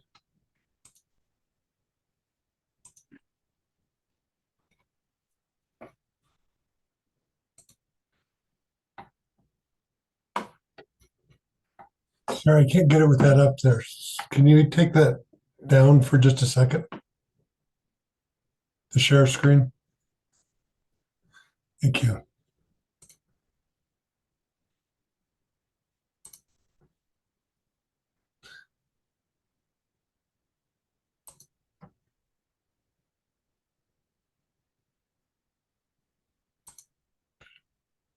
Okay, Lindsay's coming on.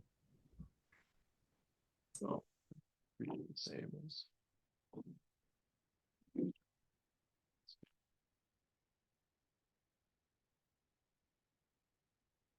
Hi, can you hear me? Okay. I don't think Muncie's on, but I'm on. I'm Lindsay Muncie. To answer the question about club, that was included just for the purpose of HOA meeting areas or any type of like HOA recreational facilities that might be on the property. Can we find a different way to more specifically? Oh, I don't, it might be duplicative of, Yeah, it Recreational seems, facility is listed. yeah, and we do have meeting rooms in that religious Conditional use. facilities, yeah, so. Yeah. Theaters, meeting rooms. I think we could live with both that, You're okay, we eliminate club. I think so.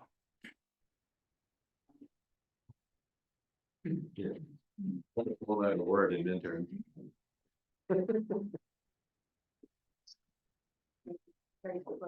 Yeah, I've got that.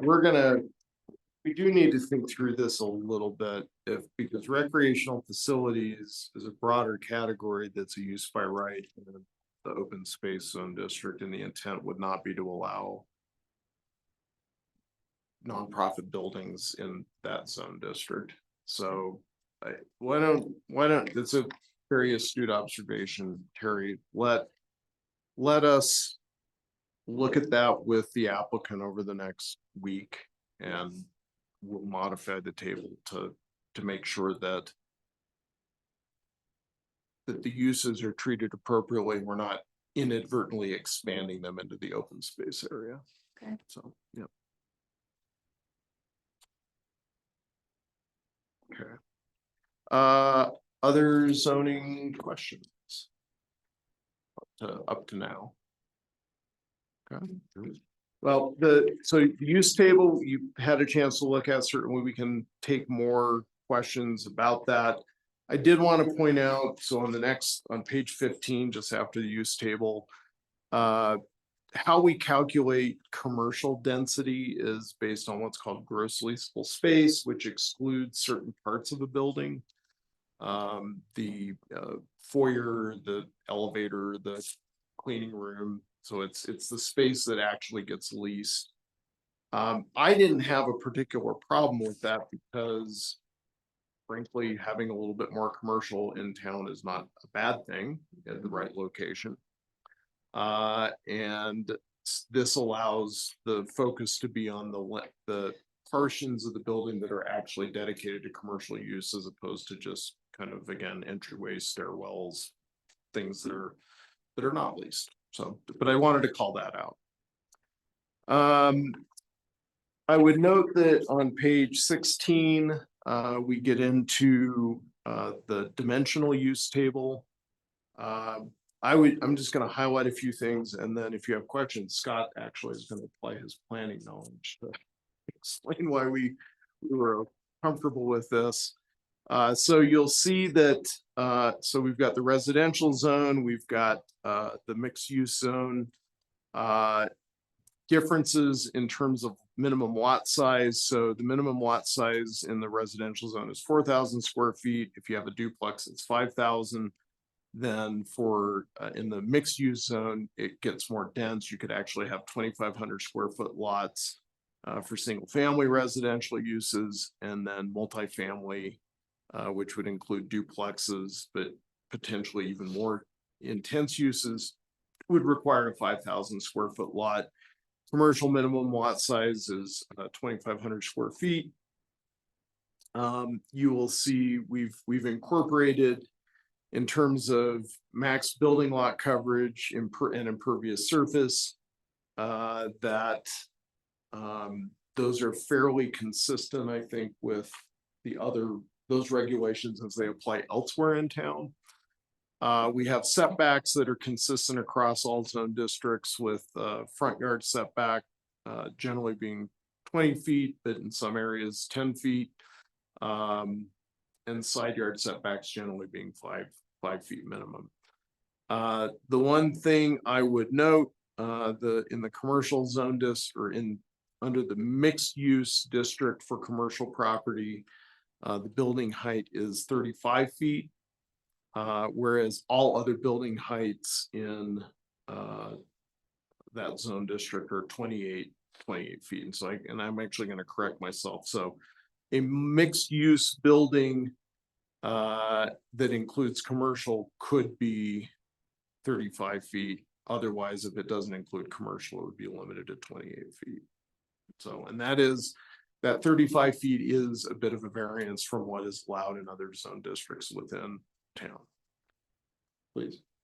Mike covered everything. I don't know how much more I could add to that. I will remind everyone that the 100 block design standards do allow 35-foot tall buildings now, with that bonus for if developer does certain things on the site. So it is a bit of a difference from most other zone districts, but is consistent with the 100 block. And then the 50% lot coverage, 60% impervious coverage, so basically 60% total coverage for most of the residential and mixed use districts is generally consistent.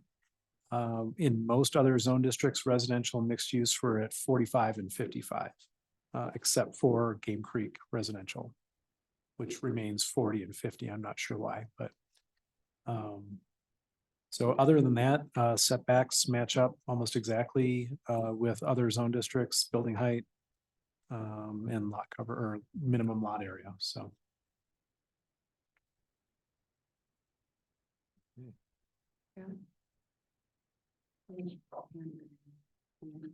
I think we have covered what I wanted to specifically highlight with the zoning changes or the zoning code amendments. So And if this we, is all, sorry to interrupt, Yeah. but this is all in the settlement, right? This was in the settlement, that the building lot coverages and all of this stuff was in the settlement. this is more detailed than was in the settlement. There's more detail because we actually had to go through and look at how we had implemented these provisions or, you know, in other parts of the code and make sure that we were being consistent in terms of defining limitations in these zone districts to make sure we're doing the same thing that we do in other zone districts. But it is correct that the 35 feet that was called out in the settlement. Right. And settlement also anticipated code revisions, these code revisions, but just not. But this is the code revision, so that's the detail that you're talking about. So for me, like, this should mimic the closest zone district, which is Cross Creek area. Which, so, and it doesn't, but we really have no recourse to change this with the settlement the way it is. Again, you are not bound, the settlement is a contract, you cannot zone property by contract. It has to be done through a public process where you have the independent right of review. So if this council believed that there needed to be an amendment to what was presented today, you could propose an amendment and we could change it. Now, that being said, if we do things that are inconsistent with the settlement agreement to a point where Battle says, well, this isn't what we agreed to, they could terminate the settlement agreement and we would go back to litigation. And What's your concern? so in the settlement, and my issue is that, yes, the 100 block has 35 feet height, if mixed use, and I get it. I mean, went in with Cliff Thompson, was doing a proposed lodge. I mean, that thing's a monster. So this is considerably less than that. But it's a real pretty area and the height. And I think the lot coverage is a little bit greater than Cross Creek Territory. So I think for continuity in towns, as you move through zone districts, you've got to have them match. You can't have a zone district down here in the 100 block and then all of a sudden down here, unless that's the look we're going for, and this isn't a new downtown core or whatever it looks like. I had concerns about this from the beginning. But I also, have a desire to settle with that amount. So I want to make sure we're doing the right thing down here. Don't forget that all of this, what this looks like, is what the school district is gonna look like too. I mean, I don't think we have anything. They have a zone district and they have standards that they have to adhere to. So it looks like this, or is it different than this? I'd have to look at the zone district standards and dimensional limitations. I think it's more in line with the 40 or 45% lot coverage, 50 or 55% impervious, and a 28-foot building height. It's gonna mirror Cross Creek. which is where I live. And Sarah, just in Cross Creek in the residential south area, Okay. we're almost exactly the same. It's 50% building coverage, 60% impervious area. And the setbacks are the same. The other thing that's different is in the mixed use. And there is a mixed use zone in there as well. So Yeah, the mixed use. Yeah, where do you envision the mixed use part of your development happening? Where? Where are you gonna, have you gotten far enough anything to say, okay, we're thinking mixed use of this? So it's, Go to the zone Zoning district map. map. it's in the blue area, but I mean. Everything, you got, everything's blue area. Well, it's mainly in the area after you go by the wetlands before you get to the rec center. I think. Okay. That It's at the would be, lodge. that would be where we're envisioning the spa area. And that's the main mixed use. That's in the area just east of the fitness center? Just east of the fitness center, yes, yeah.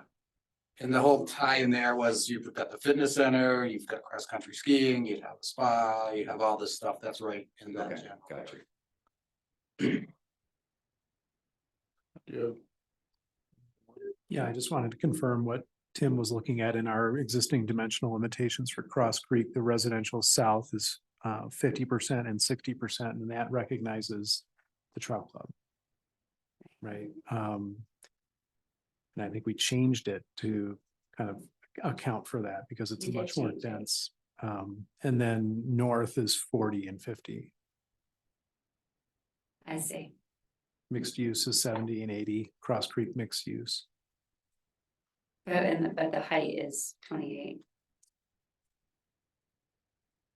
It should be, yeah. Just gotta visualize it. Mhm. I think we have to visualize that there. I mean, There we have the, you know, the, 28. our 2 acres are next to the fitness center. And then the rest of that property over there was where I believe the spa was envisioned and so that. Where we used to park when the rummage sale was in town. On the right, as you go after the stop sign. that's where the lodge is. Yeah, well, that's part of the area, right? That was where the spa was envisioned, was that area right there, yeah. Where you park for the rummage sale. No, No, before you. not, you know, before, you know, when there was Yeah. overflow parking. Yeah. And stop sign where you go Yes. to the loop on the right, you go into the grass and park. That's here. Don't love it. I'm sorry. Well, and I would note again that the application of this is fairly limited. It's only commercial buildings or mixed use buildings with commercial, of which there's a limited amount of that permitted under the zoning. So it's not every building that could be built within the zone district. It would be limited to those 2 classifications. 50,000 square feet minus the shed, stairwells and elevators and foyer areas. I think like the worst thing would be to have all the school district housing get built out there. Bunch of housing get built. On the mixed residential parcels and then like not have any commercial out there. So every single one of those residents is getting in their car and trying to drive into town to go to get food or do whatever. Yeah, I'm not, And like, I don't have a problem with that, with with- commercial. yeah, I think like generally, I think encouraging some of that mixed use. We'll have bus stops, they won't be getting in there. Yeah, Anyway. yeah, like I think. you No, wanna it's 35 encourage feet is that. fine. Yeah, but the problem is like That, putting height in general, my view is like we're like in one hand going, oh, it's gonna get too expensive and these are gonna be second homes, rah, but then it's like, okay, they have to be very small and very wide space, and that just means that they get really expensive and no one's gonna live there. So I think if we want, like, this is gonna get developed, like, do we want people to live there? And do we want people to contribute to our town and be part of the school and that kind of thing? Or do we want it to be like a bunch of second homeowner ranches like Mountain Star, but kind of flat? I don't know. It's just gonna be the lodge, it's gonna be 35 feet tall and it's gonna block a view of that beautiful area. I spent a lot of time down there, but I have no problem with the residential use and, well, that's not true, I like. But if nobody else holds that, I just wanted to bring that up. If anybody else held that or wanted to talk about it, and if not, that's okay. We don't have to have a huge discussion. I just wanted to state my opposition to that mixed use district area. What is this lodge that you keep referring to? I feel like that's what's much there. So, The Spawn Wellness Center. So it almost seemed like there was like a lodge that was talked about during the previous. yes, yeah, so there was a lodge, it was a this is nothing compared to that, and I really. I should probably set that tone for myself as well, because this is a way scaled down. This was going to be the highest building in Eagle County, I think. 13 stars. Wow. Yes, yeah, okay, yes. Hotel lot. Thank you for saying that. Now I'm just. That wasn't my plan. Getting out before your day, that guy. Okay, I'll just shut up now, because now that you brought that up, this is way scaled.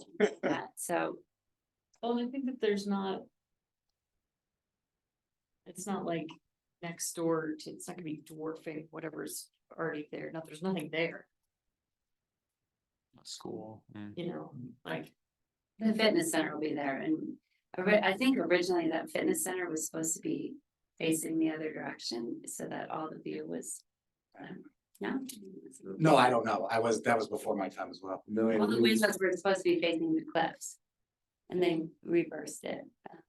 But, We aligned it so that if we ever got the rec center part of the thing going at the time, it was. you could add on, Yeah, it would directly connect. yeah. Is there something like locally of similar size that could help us understand what we are granting use by right out there, like another, like the residences in Westville they just built or something, or like what are we?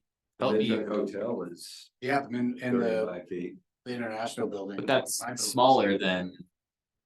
So, but then square footage wise, Well, the international building, I think that's 20,000 square feet or more. is it? What if we did, because if we, Yeah, it's okay, actually so what if 28. we looked at it this way, if we're gonna grant a 50,000 square foot, 35-foot high building? What if we made setbacks a little bit greater to minimize that footprint? I don't know. Terry, I don't think there's any intention to have one building be 50,000. Oh, okay, So this is throughout the whole project I see. where you might have a bakery here. As a total. That's the total I in the see. whole area. It's not one building. Okay. That's the whole combined. So you might have a convenience That store, helps. bakery. You know, all these other buildings that in aggregate add up to 50,000. So Okay. can't exceed 50. yeah, I almost think that'd be like better, cause if you have like one there, then. It can't be along the reservoir, or you know, whatever, and then there's a lot more open space, but maybe I'd have to see things. I can't visualize 50,000 square foot times. 35, what is It's that? a Like big building. Well, it would be two, Yeah, it'd be what two building? international buildings. two- The international building is about 25. It's about half that. Okay. And it's 35. Okay, I think. But again, in all the discussions we've had, you know, there's not, it's never been that there's gonna be one building that takes up all 50,000 square feet of commercial space. And I think to the contrary, the market is gonna wanna have the ability to have some different commercial locations and different styles of commercial that a developer is gonna wanna capitalize on and utilize in different ways. So and nobody has said in all our discussions, no one's like, oh, this spa wellness center is gonna be the beat all end all of the commercial square feet. What is this spa wellness center gonna, how big is that gonna be? It could take up, 10, 20,000 square feet, but it's a lot of separated buildings, one might be just a meditation area, a yoga area, a small juice bar, a locker room, a spa, sauna area. So it's typically multiple buildings. Free memberships, yeah. Other questions about zoning as we've got it here? So Yeah. if we approve this. But the settlement, so will this lock in that land? What if the settlement does not go through? Can you? A great question. All of the resolutions and ordinances that are contemplated under the settlement agreement are not activated, so we're not recording, they're not valid until the settlement is implemented. And there's actually language, I think, on the final, well, in the ordinance, which ordinance right here. I think it's in the ordinance. Well, there is language because I know, oh, here it is on the back page of the Yes, the ordinance. last paragraph. Yeah, the ordinance will be legally effective 30 days after publication. Following the date on which town council approved this ordinance on second reading, provided however, notwithstanding such earlier effective date of the ordinance, the code amendments set forth herein will not be legally effective or binding on any party prior to implementation of the settlement.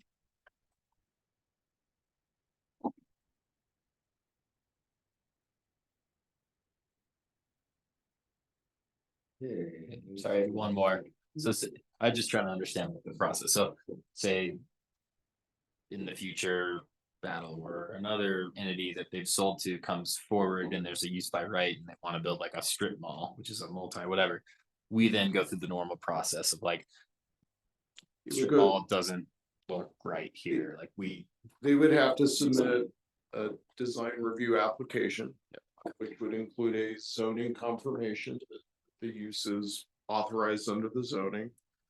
And then the layout, materials, the drainage and all those things get considered as part of the design review process, which again, frequently ends at the P and Z, but you have a call up right on.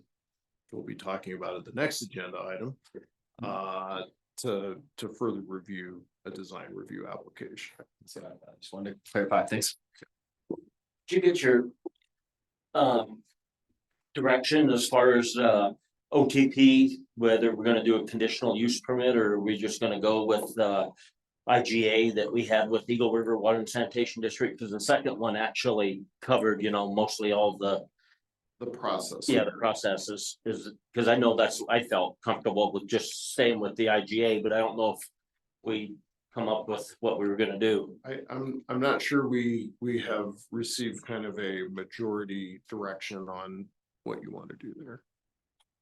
I know personally, I think the IGA, the second one we did with the RWSD covers it good enough, and if we're gonna eventually end up with that land, hopefully, so.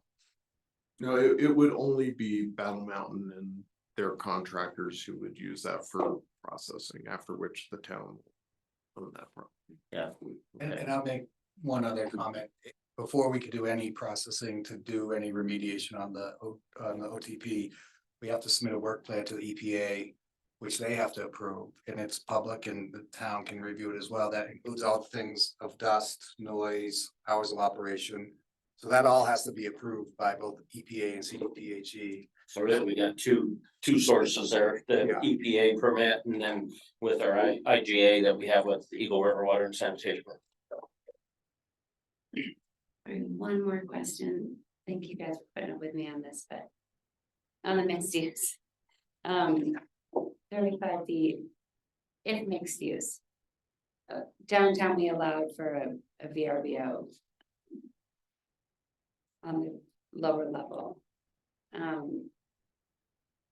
We're pretty clear, we have like definitions of mixed use, which means commercial. And commercial has specific definitions, correct? So if it's strictly residential or lodging. As far as VRBO goes, it would be 28 feet. If it is residential, it would be 28 feet. under our code. So for example, a hotel is a commercial use, so you could have a hotel that was on the ground floor. Scott, I'm trying to remember how. VRBO is a residential. It's residential use, yeah. It's residential, and so it would only be allowed. Okay, thank you. Yeah. Anything else for Mike or Tim? We got a couple more sections we're gonna go through real quick. Okay. Starting on page 17. Section 6 subdivision code amendments. The primary thing to know here is that this creates an administrative process to create parcels that can be separately conveyed. And this has some benefit to the town because we will use this exemption plat process to create parcels that the town will receive. The exemption plat process, again, the main limitation is that a lot created through the exemption plat process must be at least 5 acres in size, so you can't get too small. Yeah, and the idea is that initially Battle can create the parcels that will either go to the town or have a specific restricted use associated with it, together with, I think, a few other parcels that you're looking to set. Via zoning we delineated. Yes, yeah. And then those parcels could be further subdivided using the exemption plat process down to a minimum size of 5 acres. But there is no development right associated with those parcels until they either come through a subdivision review or a DRB review. And the plats have language on them specifically noting no development rights are allowed on this parcel until you've gone through further process with the town of Minturn. The parcels have to have legal access associated with them in order to be created by exemption plat. But the specifics of impacts to the town that need to be addressed, such as road improvements or water line, water line improvements would not be in our purview in this situation, other than to make sure they were done. But improvements related to facilities that the town would have jurisdiction over would be determined at the time that they came in for the development review, not at the time of the exemption plat. There's also a requirement that each of these plats have a block on them indicating that the town does not provide water service to these parcels. If it's a parcel that Battle is retaining. Again, for the town retained parcels, if we chose to allow development on them, again, subject to future planning effort by the town would have to provide the water for that, and that's another debate that you're actively engaged in as to how to make water available and in what amount. That's the primary gist of the subdivision code changes. And again, happy to talk through kind of the idea behind the exemption plats and how that would operate if anybody has a question. Aren't the rec center parcels smaller than 5 acres? Yes, and that's why I put language in there that says that town parcels can be smaller than 5 acres.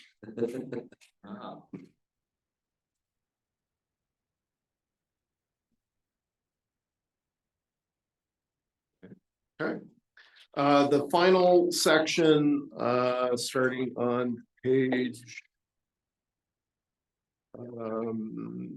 section 24, dealing with our building code.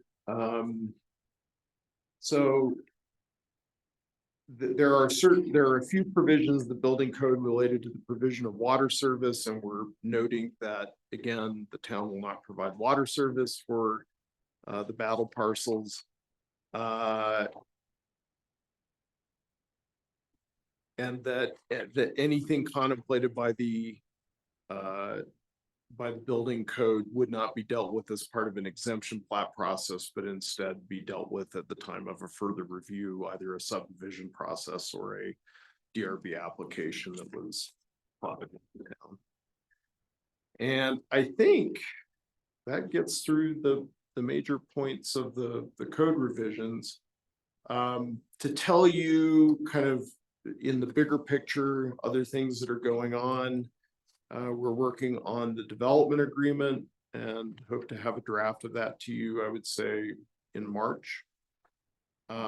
We also have received a copy of what's called a service plan. That's a concept for the formation of metropolitan districts. If you recall, several months ago, we had a discussion about how the town might regulate metropolitan districts, and we will be bringing to you, we're working internally on that right now, and would expect to be bringing that to you late March or early April for your consideration of a metro district concept. Tim, other items on kind of your tick list that we've got coming up? Well, we've got the disconnection application that will be submitted very shortly. And that relates to parcels Rex Flat out to Gilman, yeah. And then the exemption plat is, we've got a draft done that I've submitted to Scott, and as soon as we get that finalized, we'll submit that application as well. And the exemption plat is exactly the same as that colored map in your packet. Those are the parcels that are gonna be shown on the exemption. But again, that will be an administrative process that will be effective only once the code amendments have been. We need the code amendments in order to process the exemption. Correct. I think those are the main things.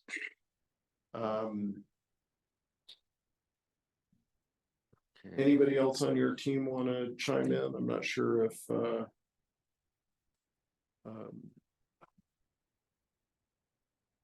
if Lindsay has any comments for us.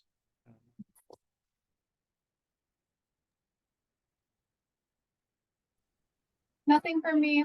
Thank you. If you have any questions, I'm here. But otherwise, I think you covered everything. Thanks, Lindsay. Thank you. So I'm trying to recall if we actually, do we have any work to do before the second reading or do this? I think we've had. So I think I've heard three issues come up. The first one is we're gonna work internally to figure out this club recreation distinction and make sure we've got that appropriately addressed in the use table.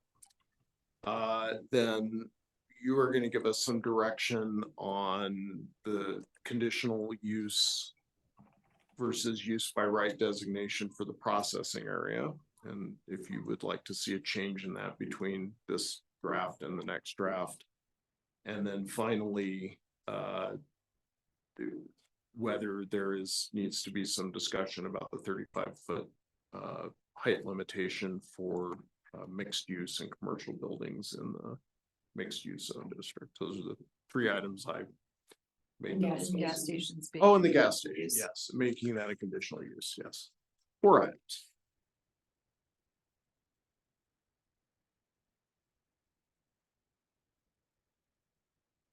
And Mr. Mayor, it is a public hearing, so we can take comments from the public. Thank you.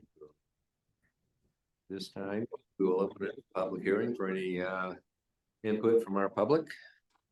We have none here. So is there anybody on Zoom land that would like to make a comment? No, there's nobody with their hand raised. Okay, we'll give them a second. Still none. Okay, we'll close the public hearing. So there's no further discussion. This is an ordinance. First reading. I think probably everyone's interested in fixing the gas station and the club and, but the 35 feet, I don't know if I had any, backwards on that, so Time for discussion, but throw it out there. You know, I just don't wanna see us mess up our agreement if we had that in there with them, that's my only concern. You know, if that's in the initial. Settlement agreement that, you know, they were allowed that, I don't wanna kind of muddy the waters, I guess. It doesn't bother me. Uh, Brian, Kate, you guys okay with that? I think I am too, so. Yeah, I think Brad's point was well made, that gives an opportunity for people to actually live there. Okay. So, nothing on that. The rest of the points will be addressed in second reading. I think the remaining one for discussion is the processing area and having that as use by right. I'm okay with the use by right. Not having a conditional use permit on it. Just with the two permits that Tim mentioned, you know, with the EPA and the Eagle River IGA. And we can't reasonably foresee any other type of thing happening there, except the thing we already know is going to happen there. Again, the town will have a enforceable agreement to have that property conveyed to it. Once the remediation is done, and at that point, we'll be able to change the zoning however. But we there's see no, there, I guess my question is we can't conceive of some other Oh, thing that they might do that could fall into this category that's not remediation. well, I guess, Tim, you're not gonna open an asphalt batch plant up there, are you? Is that? No, and really by right, we actually further defined it that it's only for the processing area. No TTP subject to restrictions of record for benefit of and enforceable by the town. So we put language in there. So the covenant, there will be a covenant on the OTP property and the processing area. That can state that the processing use is limited to the construction of this lake and the remediation of the OTP parcel. So is your advice that a covenant is sufficient? Or should we? It gets at kind of the level of review that the town has and the process. And a covenant could potentially be just an administrative internal process that doesn't come back before you, something that has yet to be discussed. Whereas if it's a conditional use, it has to come to you. It's like conditional use you heard just preceding this application. This is such a technical process as far as the processing of the soils and the remediation of the OTP. We have no expertise to supervise it or in any way affect that unless we see something badly going wrong. I guess we could. We certainly won't happen, I don't think. We certainly would not, I don't think we legally could interfere with the remediation at the OTP because that's governed by the EPA.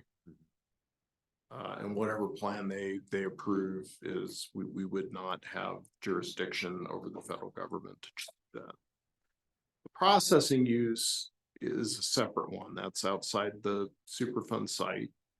And local governments do regulate processing under their zoning codes. Who else is regulating that? As Tim mentioned, both EPA and They're doing the processing as well. CDPHE, they have to have an operations plan that will consider those things. Again, as Tim mentioned, those are public processes where the town can participate to have its voice heard. And then again, specific to the processing area itself, with respect to ERWSD's efforts to construct the reservoir, that falls within the 1041 review that will be done as part of that regulation. And that will come in front of the council as a public comment, public hearing. What's the downside for development to have to come before council for Well, I guess conditional use. it could be two things.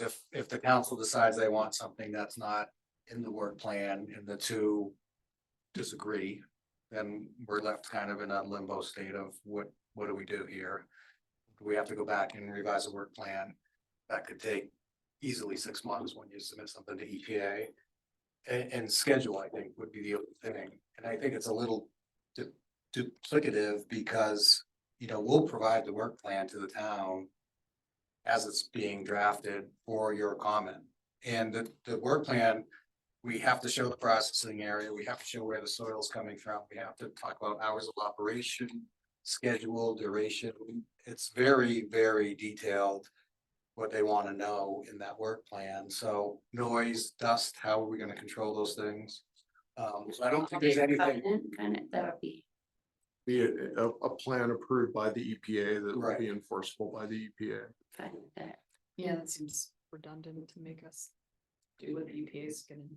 Yeah. seems- And the, you know, in discussions that we've had with Battle and in particular their legal counsel, you know, they've entered into binding agreements with the RWSD as to the ability to use the processing site in order to achieve dual goals of both building the reservoir and remediating the OTP. And Battle wants to make sure that that is secure, that they can fulfill those obligations. So that has been another reason why they wanted that to be used by right. And again, I think we can put into a covenant.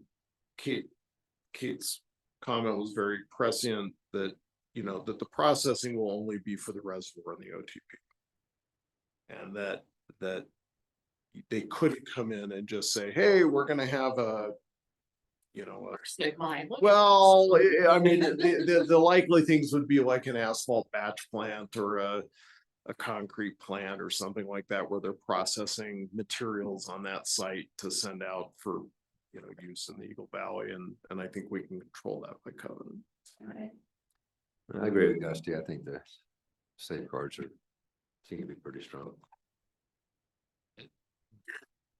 I think just in general, I think I have this feeling, but I know it's not true and it's not what I want to happen. And I know it's not how this is all set up, that we're like doing these ordinances and putting these use by rights down and everything. And then it's like they come and play their hand cards or something on the table. And we're like, okay, well, we agreed that you have, you know, we gave you the right to build a 35-foot square building or wherever. But that's not really how it is, because we still haven't executed the settlement all the way through, right? So I guess what I'm trying to get at is like, we're going to see a development proposal at some point in this process, and we can still address like what we don't like. If it's out of left field, it's like nothing that we've been able to wrap our heads around and contemplate going through all these potential uses. We can still, like, I don't want this to happen, but we can still go back to litigation. So Well, Is that- and I don't know that we're gonna see, I mean, Tim may choose to share some conceptual ideas with the council as to what they're thinking in certain areas, but as noted, nothing can be built, period, until the owner, whether it's Battle or someone that they convey to, has gone through either the design review process or the subdivision process, both of which end up coming to this body. But may not be a part of the settlement. Yes, process. that's So absolutely that correct. May not happen by April, May, June, 2025. Yeah, we definitely don't. Years down the road, but that will absolutely come before this council as part of the public approvals process. Yes. To either approve or deny as council sees fit. And, yeah, But again, know that what we're doing today is setting that in stone for future councils. that is correct. We're creating a zoning and Yes. a subdivision exemption set of rules, which will be part of the vested rights of the development for a lengthy period of time. Yeah, I mean, not to be taken lightly. I mean, we've had multiple proposals in our 100 blocks that were like, well, our code, it says this, so this is what our code says, thus we've been working on, thank you, chapter 16 and trying to get our code dialed in, so this is our code. I mean, I think it's good that we're spending this time on it. Yeah, it's just hard, you know, like there's so many potential uses that you can't like write them all down in a thing, you know, like.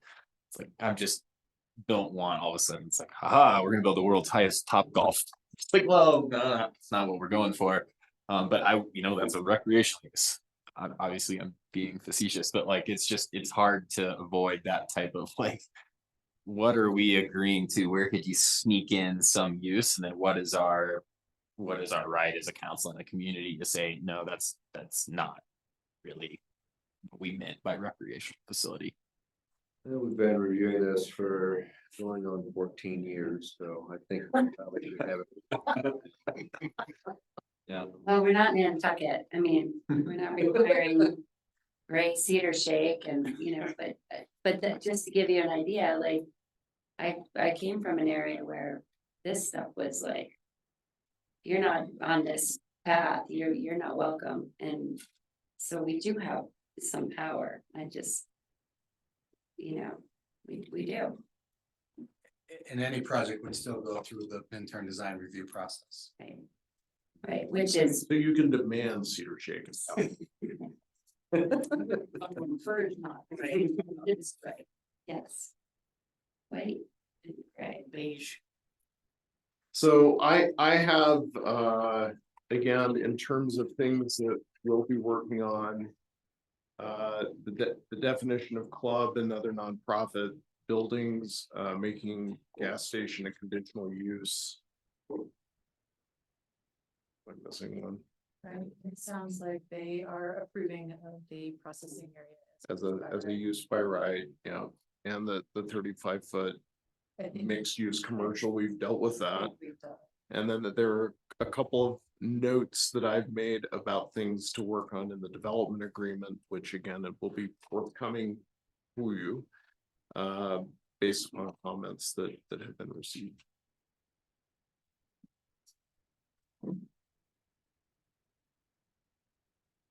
Okay. If we have no further discussion. I think it's time to make a motion. Make a motion to approve town of. Ordinance number 1, series 2024, an ordinance of the town of Minturn, Colorado, amending chapter 13. Utilities code, chapter 16, zoning code, and chapter 17 subdivision code. And chapter 18 building code of the Minturn municipal code. I'll second that. What the two things are working on. Okay, we have a motion by Kate and a second by Gusty. Roll call, please. Brian, I. Dusty, I, Eric, I. Did I? Terry's eye. And Earl is aye. Motion passes. That's funny. I'm just kidding. Okay, next on the agenda, we're done with. Can we business. I'm sorry. Yeah, small break. Take a small break. We'll take a recess. Oh.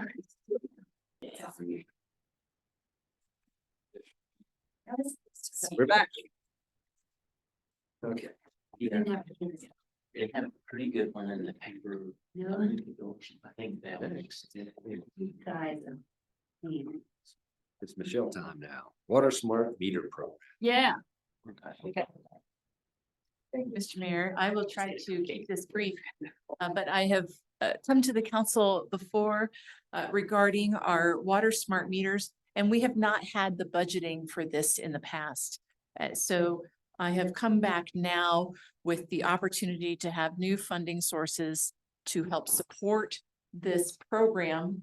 So with that, I'll cut straight to the chase that this program provides data that is in line with the council's strategic plan of making informed data-based decisions that will expand to provide the allowance of allowing the residents to make informed database decisions by giving this data to the residents as well as to staff and ERWSD.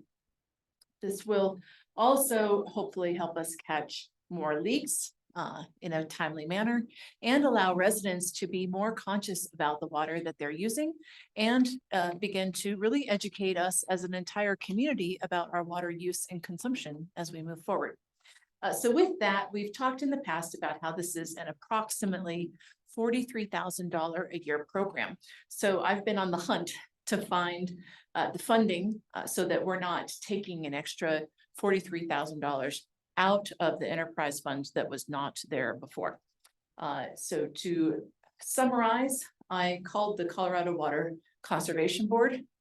I'm grotesquely summarizing our conversation, but I, said, hey, you guys have a gauge in Cross Creek that you use more than we do, quite frankly. And you have an interest in this gauge since you're the ones that make the calls on the river, not us.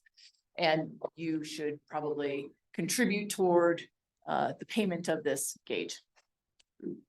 Summary. They said, okay, that they would put 10,000 toward Annually? Yes, toward the cost of the gauge.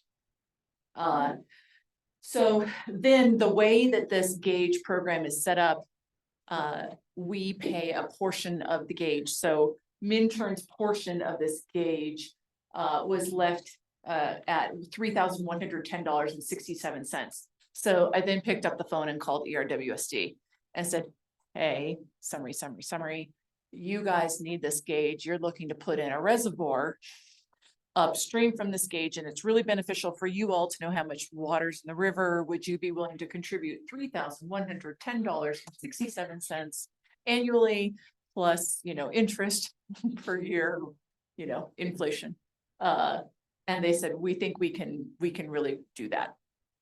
So we look like we've gotten those two contributions. I'm waiting to hear back from ERWSD for a final thumbs up. But the real catch that helps make this a solid supporting contribution from outside sources that allows us to not have to take additional funds from the enterprise is the contribution from the Minturn North cash in lieu revenues.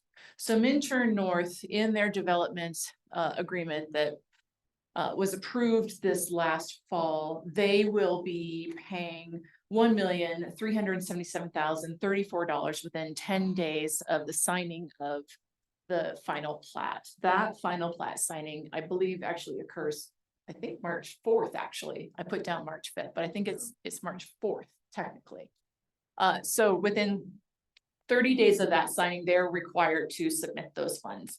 So Jay, because the town has never had the proper amount of cash in lieu funds for paying our contracts for augmentation water, we've always had to take that money just straight out of the enterprise fund. This will be the first year that we actually have cash in lieu funds from cash in lieu revenues to pay that amount. So for the first time ever, we will not be taking money out of the enterprise fund to be paying our contract water costs, which is really exciting. So we will now have the $30,298.33 contribution to cover that additional funds to meet the necessary $43,409 to get the Water Smart data program. You are very, very good at your job. Well, I appreciate this council's desire to not raise rate. Our rates are high. I'm very cognizant of that, and I want to do anything staff can possibly do to help do our part to keep them as low as we can. How will we pay for it in the future? That gets us through this year. What's planned next year?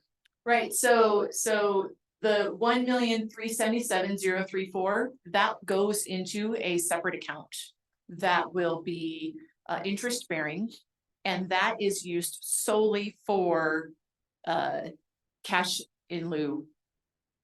Augmentation water rights. Thank you. So we will then have the other funds available to pay for the data program, because we will not be basically having to cover the augmentation contracts out of the general costs of the enterprise fund. So have instead of having the 90,000. 100, Will next year that come out of it, will the augmentation fund be paying for the Water Smart, or is we gonna be paying for it out of the general or the enterprise fund, the main account? I guess that's the what you're saying, question I have. like right now. Augmentation is not paying for the Water Smart. The general enterprise fund is paying for the Water Smart. We're just freeing up water that otherwise would have come out of the general fund to pay augmentation because we finally have the actual revenue stream to pay augmentation. Is that correct? Well, that's correct. So we have been paying out of the general, and I say general fund within the enterprise. enterprise fund. Yes. We have been paying out of the general enterprise fund, the 100,000+, and Jay has that exact number that we pay for all of our contract water. So instead of having to pay that 100,000+ every year for the contract water, we now have this fund, this money set aside to pay for future years. And I've talked to Jay about setting this money aside in a Colo Trust account, which is, Jay would call it a very liquid account whereby, you know, you have access to it at any time. It's not unavailable, but it's basically a high interest savings account so that it's about 5.5%. Yes, Girls gonna do the math.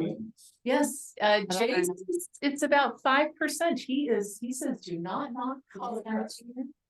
Yes, so in any case, we tried to set it up similar a little bit to the scholarship fund whereby it could try to replenish itself a little bit. Now, these cash in lieu funds are meant to only be used for things like the augmentation water so that we leave that in there and it can continue to rebuild slowly. To the tune of 75,000 a year. Right, but so that leaves those other funds that are in the general fund that would have been getting sucked away from the contracts for the aug water to be available for the 43,000 plus inflation. I guess I'm just a little concerned on, like, a lot of people everybody don't have internet, so they're not gonna reap the rewards off of this. And if you figured it out between 740 ratepayers, it's $58 a year. Which I know we're taking the money out of the other, so it doesn't raise the rate, but that's money that we don't have in the enterprise fund if we're doing that. But I do, At the $43,000 is what I'm trying to get to is. You know, if somebody had to pay for it, if we just turned it over to the ratepayers, it'd be $58 a year, So which is almost $5 a month. but they're not gonna be paying for it. But they're not, but in the long run will, because it's the enterprise fund, which if we could build it up, I think that's been our problem all along, is we've never seemed to get it built up to where we have any money, we just keep raising the rates. No, this isn't a rate thing. I know it isn't a rate thing, but the rates is tied to it. Yeah, okay. My understanding of this system, let me just say this. My understanding of this system is that there is a master Water Smart. So if there is a major leak in the system and it's in a service line, that knowledge will come through to us. If it's going through the meter, it has to go through the house meter before you're gonna know it. On a If service it's on the line. line, the main line or the service line going to the meter, Water Smart won't detect it. It would detect it if it was on my service If line. it was on your service line after the meter. After the meter, not before the meter. So there's a gap, is that what you're saying? Yeah, most of the time the leaks is at the curb stop.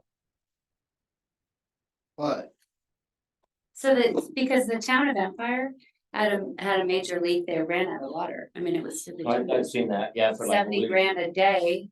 I was under the understanding that this could help us prevent any disasters from happening. Just depends where it's at. If it's after the meter, it'll pick it up. So this actually is very supportive of folks that don't have internet as well. So this would give the town access to the data as well. So Jay would have access. So he would be able to see the high use and call people who don't have internet. So Could he monitor that like daily and stuff, or? yeah, and folks that don't have internet can still sign up to get a call or a text, you know, if they should choose to know if they have a leak. So internet isn't really a deciding factor at the end of the day, if people choose to sign up for certain alerts. But Jay would have Jay's our main water person in town hall, so he would have access to the suite of information for the entire town as well, which he does not have right now. And so then he would be available to communicate a lot of this information with residents that may not have it if they don't have the internet. And I like to also add that, council embarked on this trip, a few, 3 or 4 years ago. And spent a lot of money putting these smart meters in. Well, the only reason we put the smart meters in is so that we could do this, that the software allows us to do. So if we weren't gonna use this, we should never have even spent the, whatever it is, $150,000 or whatever that installation costs are on all these meters in the first place. We just threw everything away because we don't want to. Actually, no, it's not true because our other meters was outdated and they could have been tampered with where the new ones you can't. So there was some benefits with going with the new meters. But the main point was that we could see things happening from Jay's office. Also, everybody can sit here because water's expensive, right? We don't want to be using it unless we have to use it. An example, like I thought about, okay, so I'm gonna look at my meter read, my water use, and I'm gonna make sure no other water is being used. I'm gonna take a 5-minute shower and see how many gallons I use. That's, tell me if I'm bullying here, but I think that's the way it's supposed to be used, right? And then I'm gonna take a 10-minute shower and see how much that is. I don't know how many gallons that does. These kind of things, that power in your hands can help you conserve water so that your water bills will not be as high. And I've actually had it, Doral, and I was kind of excited about it when I first got it and set up all the perimeters and everything. I don't think I've looked at it for 2 months. I gotta be honest. I don't think I've looked at it. Well, I mean, once you learn how much water you use for these different tasks, your irrigation, all this kind of stuff. You know what you wouldn't need, okay, I'm gonna take a 2-minute shower instead of 10, you Well, learn that and you can move on. I think it's empowering to an individual, but the real benefit is the global system that the town can now see. And like right now, we're just sort of blindly hoping for the best as a water utility operator without any sort of actual way to see what's going on in the system. And this would give us the opportunity to do that. And like an ancillary benefit would be people being more aware of their own water usage. So Jay just sent me a message saying that this system would have saved us over 650,000 gallons of water over a few leaks that we had this fall. Jay, I'm just wondering if you could elaborate on your experience. So, Gussie, I definitely understand what you're saying, but what's happened is that the Minturn, the business park down there, one of the restaurants in town, and I'm missing one, but there was another big one. So I think it's even more than 650. One of them was almost 500,000 gallons. And had we been able to catch that in the first couple of days versus waiting for the end of the month, we wouldn't have lost the water. We would have been able to address the leak, and it was going through the meter. It's not that we didn't get the money with the water cost. We did. But what we didn't get to do is avoid the loss to begin with. And that's just 2 or 3 or 4 different groups, different accounts. I do go through every single line, every single account, every single month. And we've caught quite a few that are like, well, what's the big deal? Terry, I sent you a message at the beginning of the summer and said, you went from like 8,000 gallons to 16,000. Is there a problem? He knows I don't care. No, and it's right because you helped me determine a leak in our irrigation and, Well, it's really useful. it's another set of eyes on it is the point. And so I would add that the town's augmentation plan contemplates as part of how it's administered, taking meter readings from all the residential and commercial uses in town. And that gets plugged into the accounting that we do for how our water rights are administered. Therefore, if you chose to have this paid for out of the water rights fund that Michelle indicated now has money in it, you could do that. In other words, it doesn't have to come as a ratepayer item. You could pay it out of this money that's sitting in the Out of account. the cash fund. Yeah, cash flow fund, yeah. Just another question. We've brought up, I think like a key component moving forward will be a tiered rate system. Well, what are the impacts again? Can you restate like what this system does to help us design tiered rates or manage a tiered rate system, or what benefits, or is it necessary?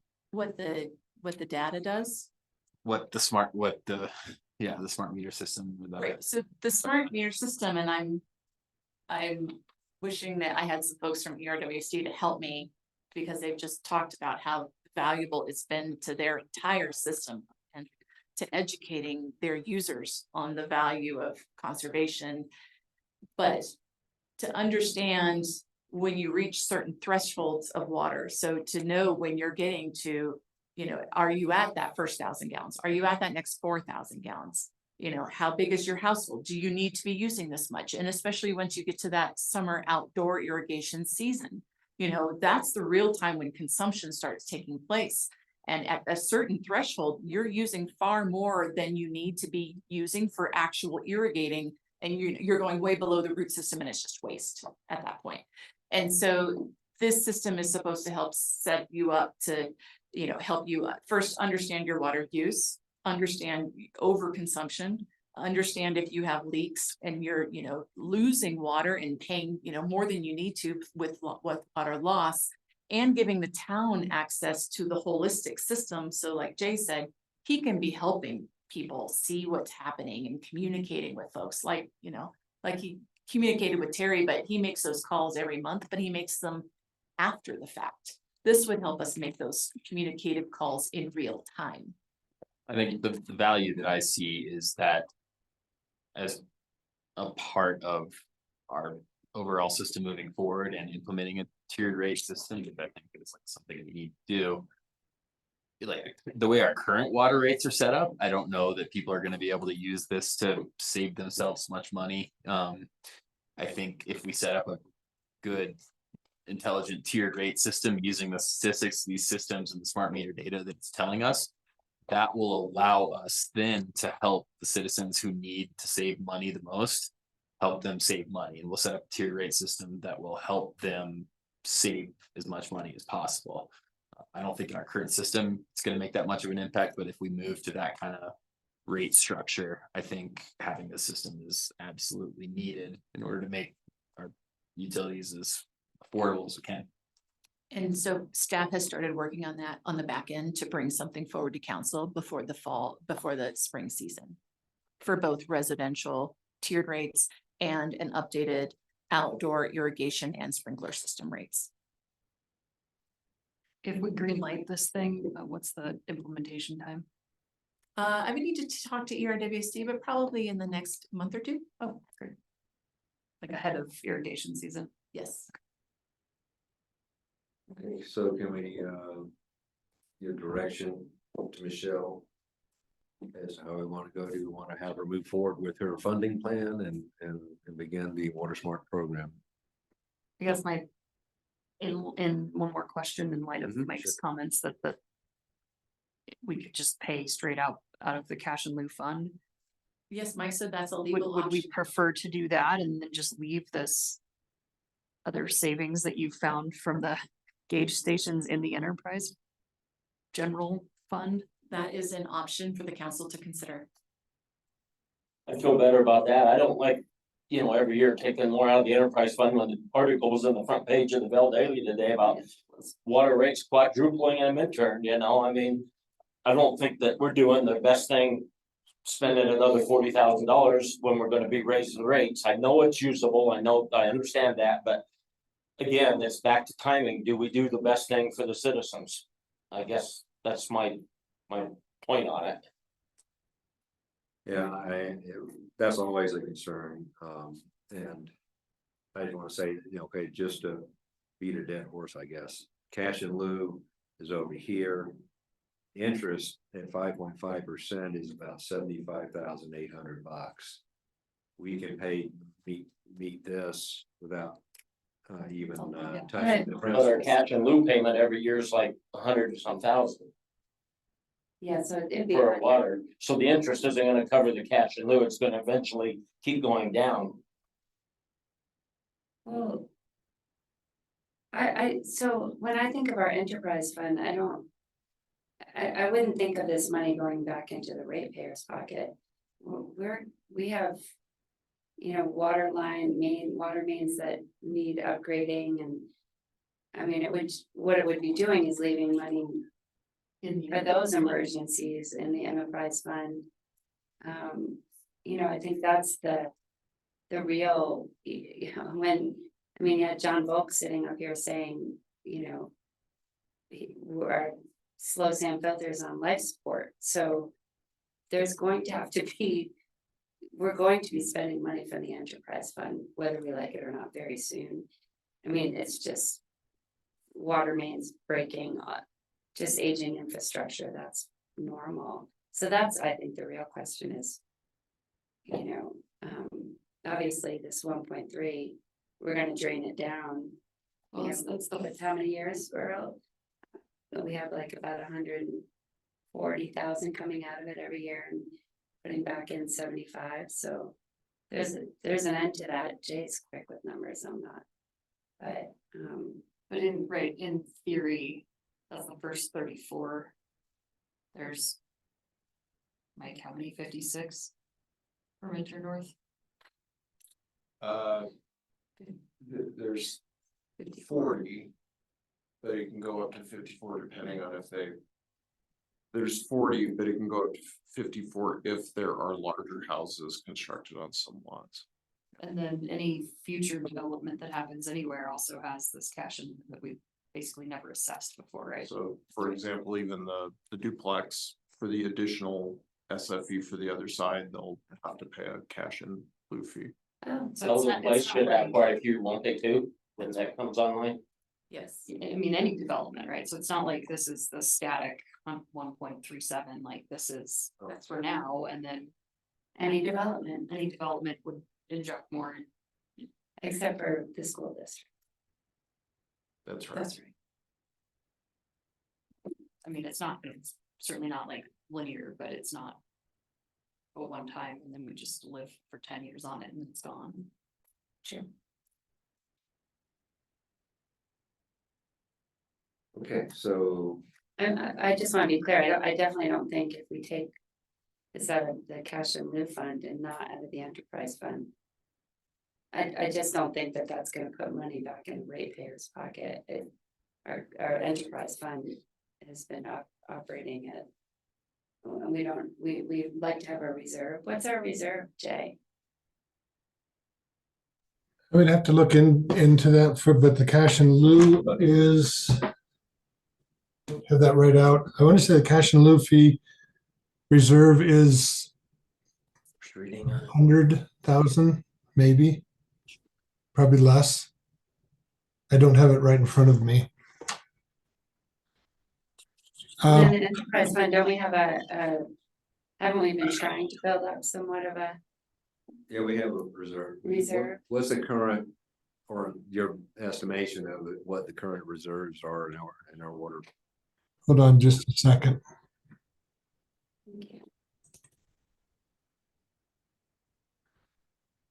The cash in lieu is at 104,800. The system improvement fee is at 202,500. And then there's restricted for infrastructure. There's about 800,000 in that. The cost of this being about $43,000, if that money that Minturn North is going to pay, that $1 million and some odd, that's about 2 months of interest that would cover to pay for this 40,000 Michelle's looking for. I mean, it's a little bit more than that, maybe 2.5 months, but the point is that I think that it is sustainable if we do it right. Do we need to do like a vote? Or out of the cash in lieu?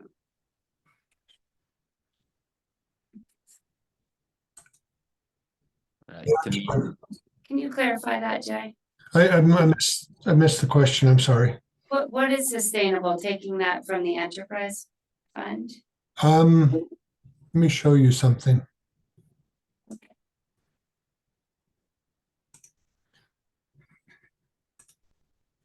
So this is what I'm looking at right now, and this is what you guys are getting in your monthly reports.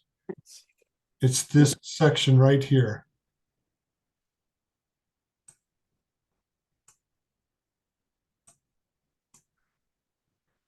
Can you zoom that in a little bit? I'm sorry? Can you zoom that in, Jay? It's Uh, kinda hard to see.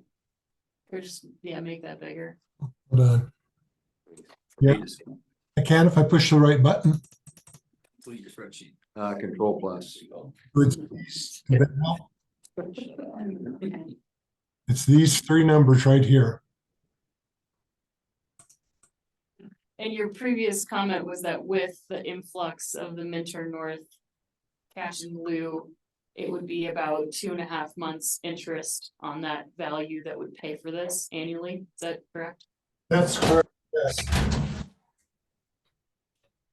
I'm sorry, I've got the bank statements down in the other room because the audit is going on. I think that it's pretty safe to say that we would be putting, $15,000 a month aside if we have $1 million in one account, set aside. And then if we were to add this into it as well, that would just boost that up a little bit, more. If we're going to do 1.3 million and we've got 1.1 here, that's 2.4, and that's going to be roughly a little over $20,000 a month in interest at this time. Nobody knows what's going to happen next November. Nobody, the interest can go from 5.5% back down to less than 0.25% like it did before. In this last year in 23, we did over $200,000 in interest. Back in 2010, we were doing about $2,000 a year.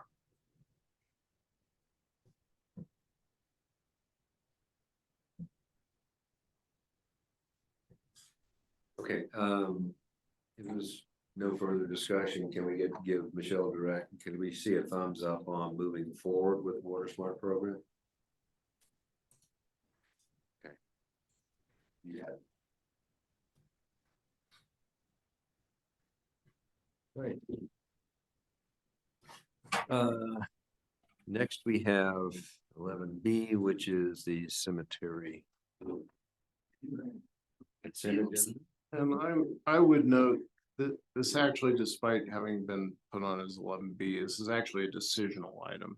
So this really is, it's not a discussion item, it's a decision item. And don't worry about the nomenclature. You brought it onto the main agenda, and the reason you're able to do that is pursuant to section 16-21-38. Which says that the town council has the power to call up for review any final decision reached by the planning commission. After review, town council may affirm, deny, or affirm with additional conditions the decision of the planning commission. So you are, by having pulled this up, you are poised to make a decision. It doesn't have to be a decision made tonight. You could choose to continue this to the next agenda, or we could go forward with this. This is part of the code, and the cemetery was on constructive notice that, that this could be pulled up from the consent agenda. So, but I do want to note that we're not just potentially talking about this. By pulling it up, you're taking the planning and zoning commission's decision and saying, we're going to make this our own decision. So.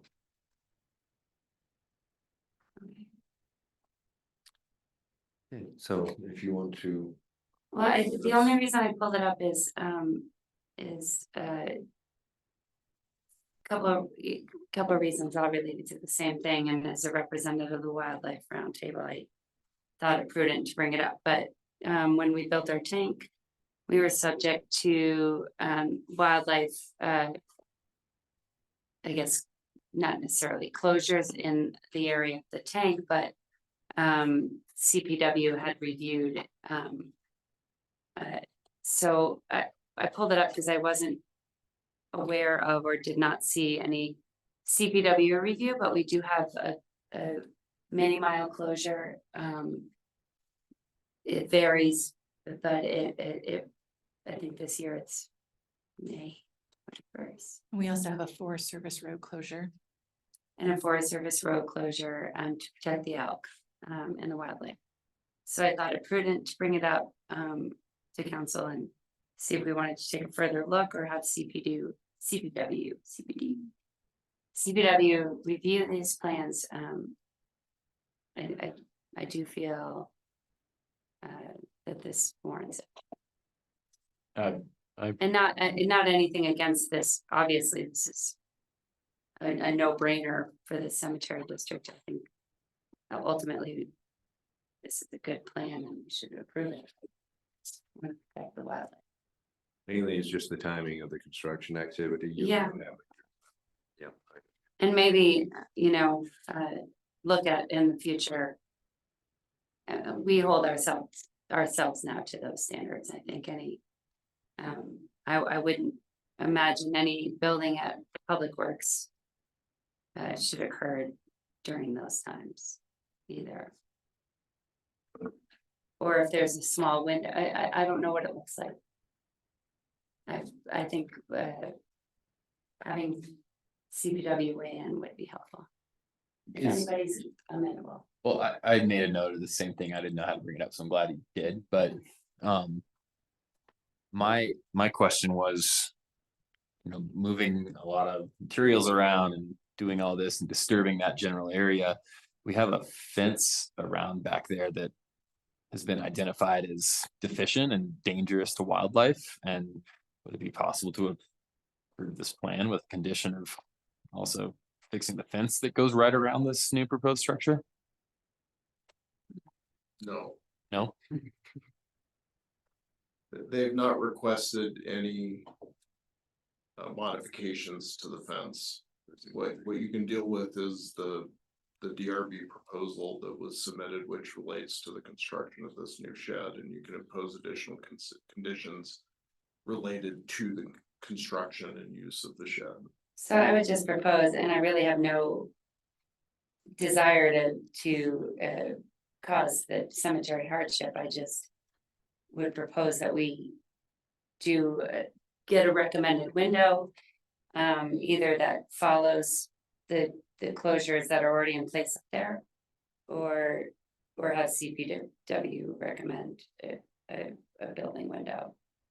Because I think what I read is that it would commence in the spring. And so I don't know if that means March. Yeah, I don't know what that means for the wildlife.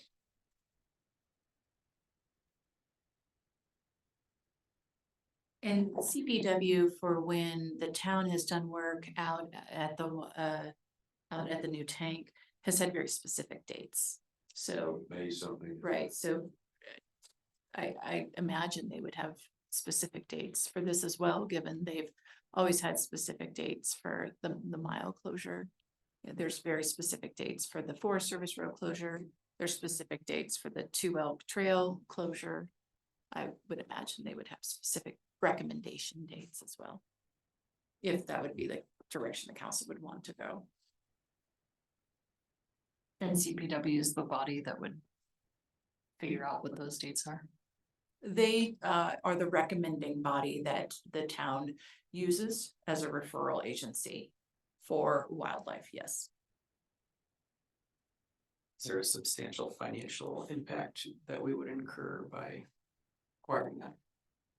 The town would not incur a financial impact to them. And I think CPW is a recommending body. So if we brought CPW in, they would recommend to the cemetery that they build in a certain window, and then it would be on them if they wanted to follow that. Or it's my understanding that they would recommend to this council, since it's the council that's approving this application, and the council could then make that part of the approval process. And if I'm getting that incorrect? Okay, yeah, so CPW would make the recommendation to the council, and the council could decide if the council wanted to implement that recommendation as part of the requirements of the approval process.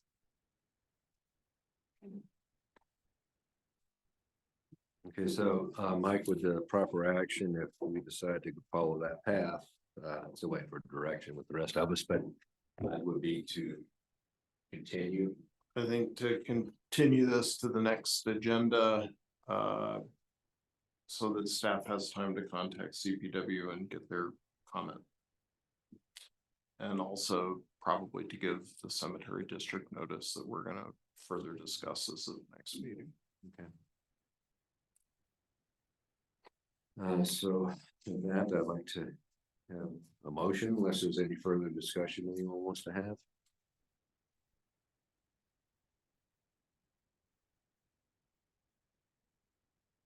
So moved. That works. Second, Second. motion by Kate, second by Brian. All in favor? Aye. Oppose?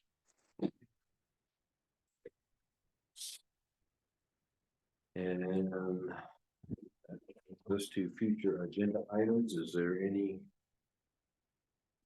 that people want to get on our docket for future meetings? I didn't have anything, but I think we have maybe have a little typo on this future agenda items under March 20th. It says ordinance series 2024 second reading on the disconnect. I think it's supposed to be the first reading. Thanks, Gus. Getting ahead of myself there. It'd be nice. Well, who needs a first reading? Yeah, get it done or what? No, that'll definitely take two. Thank you. Oh, no problem. Would it be possible to get somebody in from either the land trust or whoever, the state land board, it's running the Dow Junction development to get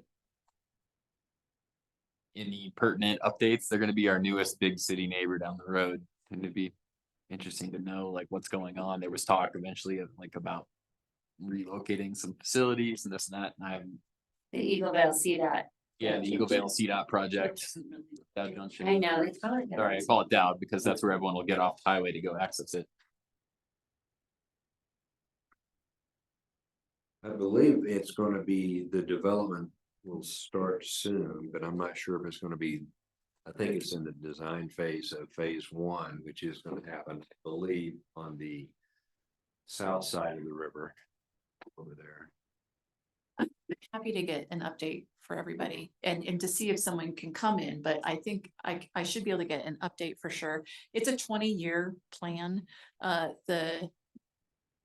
Is it the south side of the river is phases 1 and 2, which should happen in the next, I think, 5 to 7 years.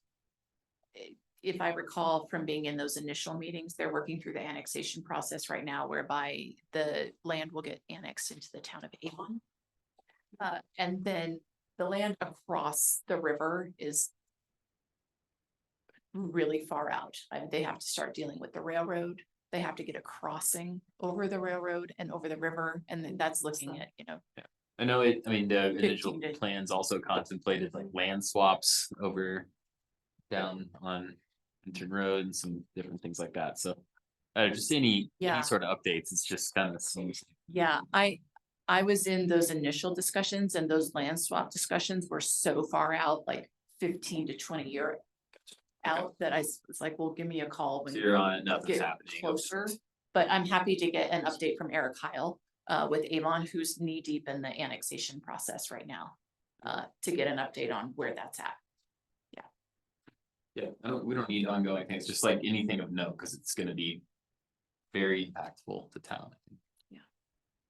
It has the potential, certainly. I mean, they are looking at needing to relocate CDOT maintenance facilities.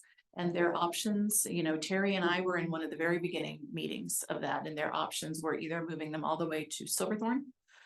somewhere in the Gypsum area, I believe, or the. No name was one. No name, yeah, so it was, kind of one of those, well, do you want to keep CDOT maintenance facilities close, so you have, this nearby in the event of need? Or do you want them going out to no name, and it's like, well, we need to talk about this, let's make sure we're at the table. So I'm happy to get more of an update on if any further discussions have occurred, because I definitely asked that intern be involved in all of those conversations. The first meeting, it was funny because they were like, Dow Junction, and we thought Dow Junction. Minturn, Dow Junction. So we all went up with our hackles super high, and they're like, yeah, Dow Junction down there in Green Mile, like. Yeah, I think that's in our town boundaries. South Minturn, or West Minturn. You can see Terry and I physically deflate. Oh, We're okay. okay, we're here, we're good. Yeah. Okay, absolutely. And then like Mike said, we'll also be prepping to bring forward a draft development plan for Battle Mountain, as well as a draft service plan to council. And behind the scenes with staff, we have slowly started working on those tiered water rates for residential use, as well as the sprinkler and irrigation outdoor tiered rates. And again, for Minturn, sprinkler and irrigation outdoor accounts, I think there's 6 in town total. So not a lot, but a big impact nonetheless. Your WSD has like a pretty comprehensive FAQ page for their tiered system, if anybody's curious how it's working for them. Thank you. Yep. You don't like it, bend the wheel. I'll make a motion to adjourn. Eric second. Motion. Thank you, Kate. Motion by Kate, second by, who was that? Eric? Eric. Yeah. All in favor? Aye. Any opposed? Yes, it is. Oh, go get somebody. Make it smaller.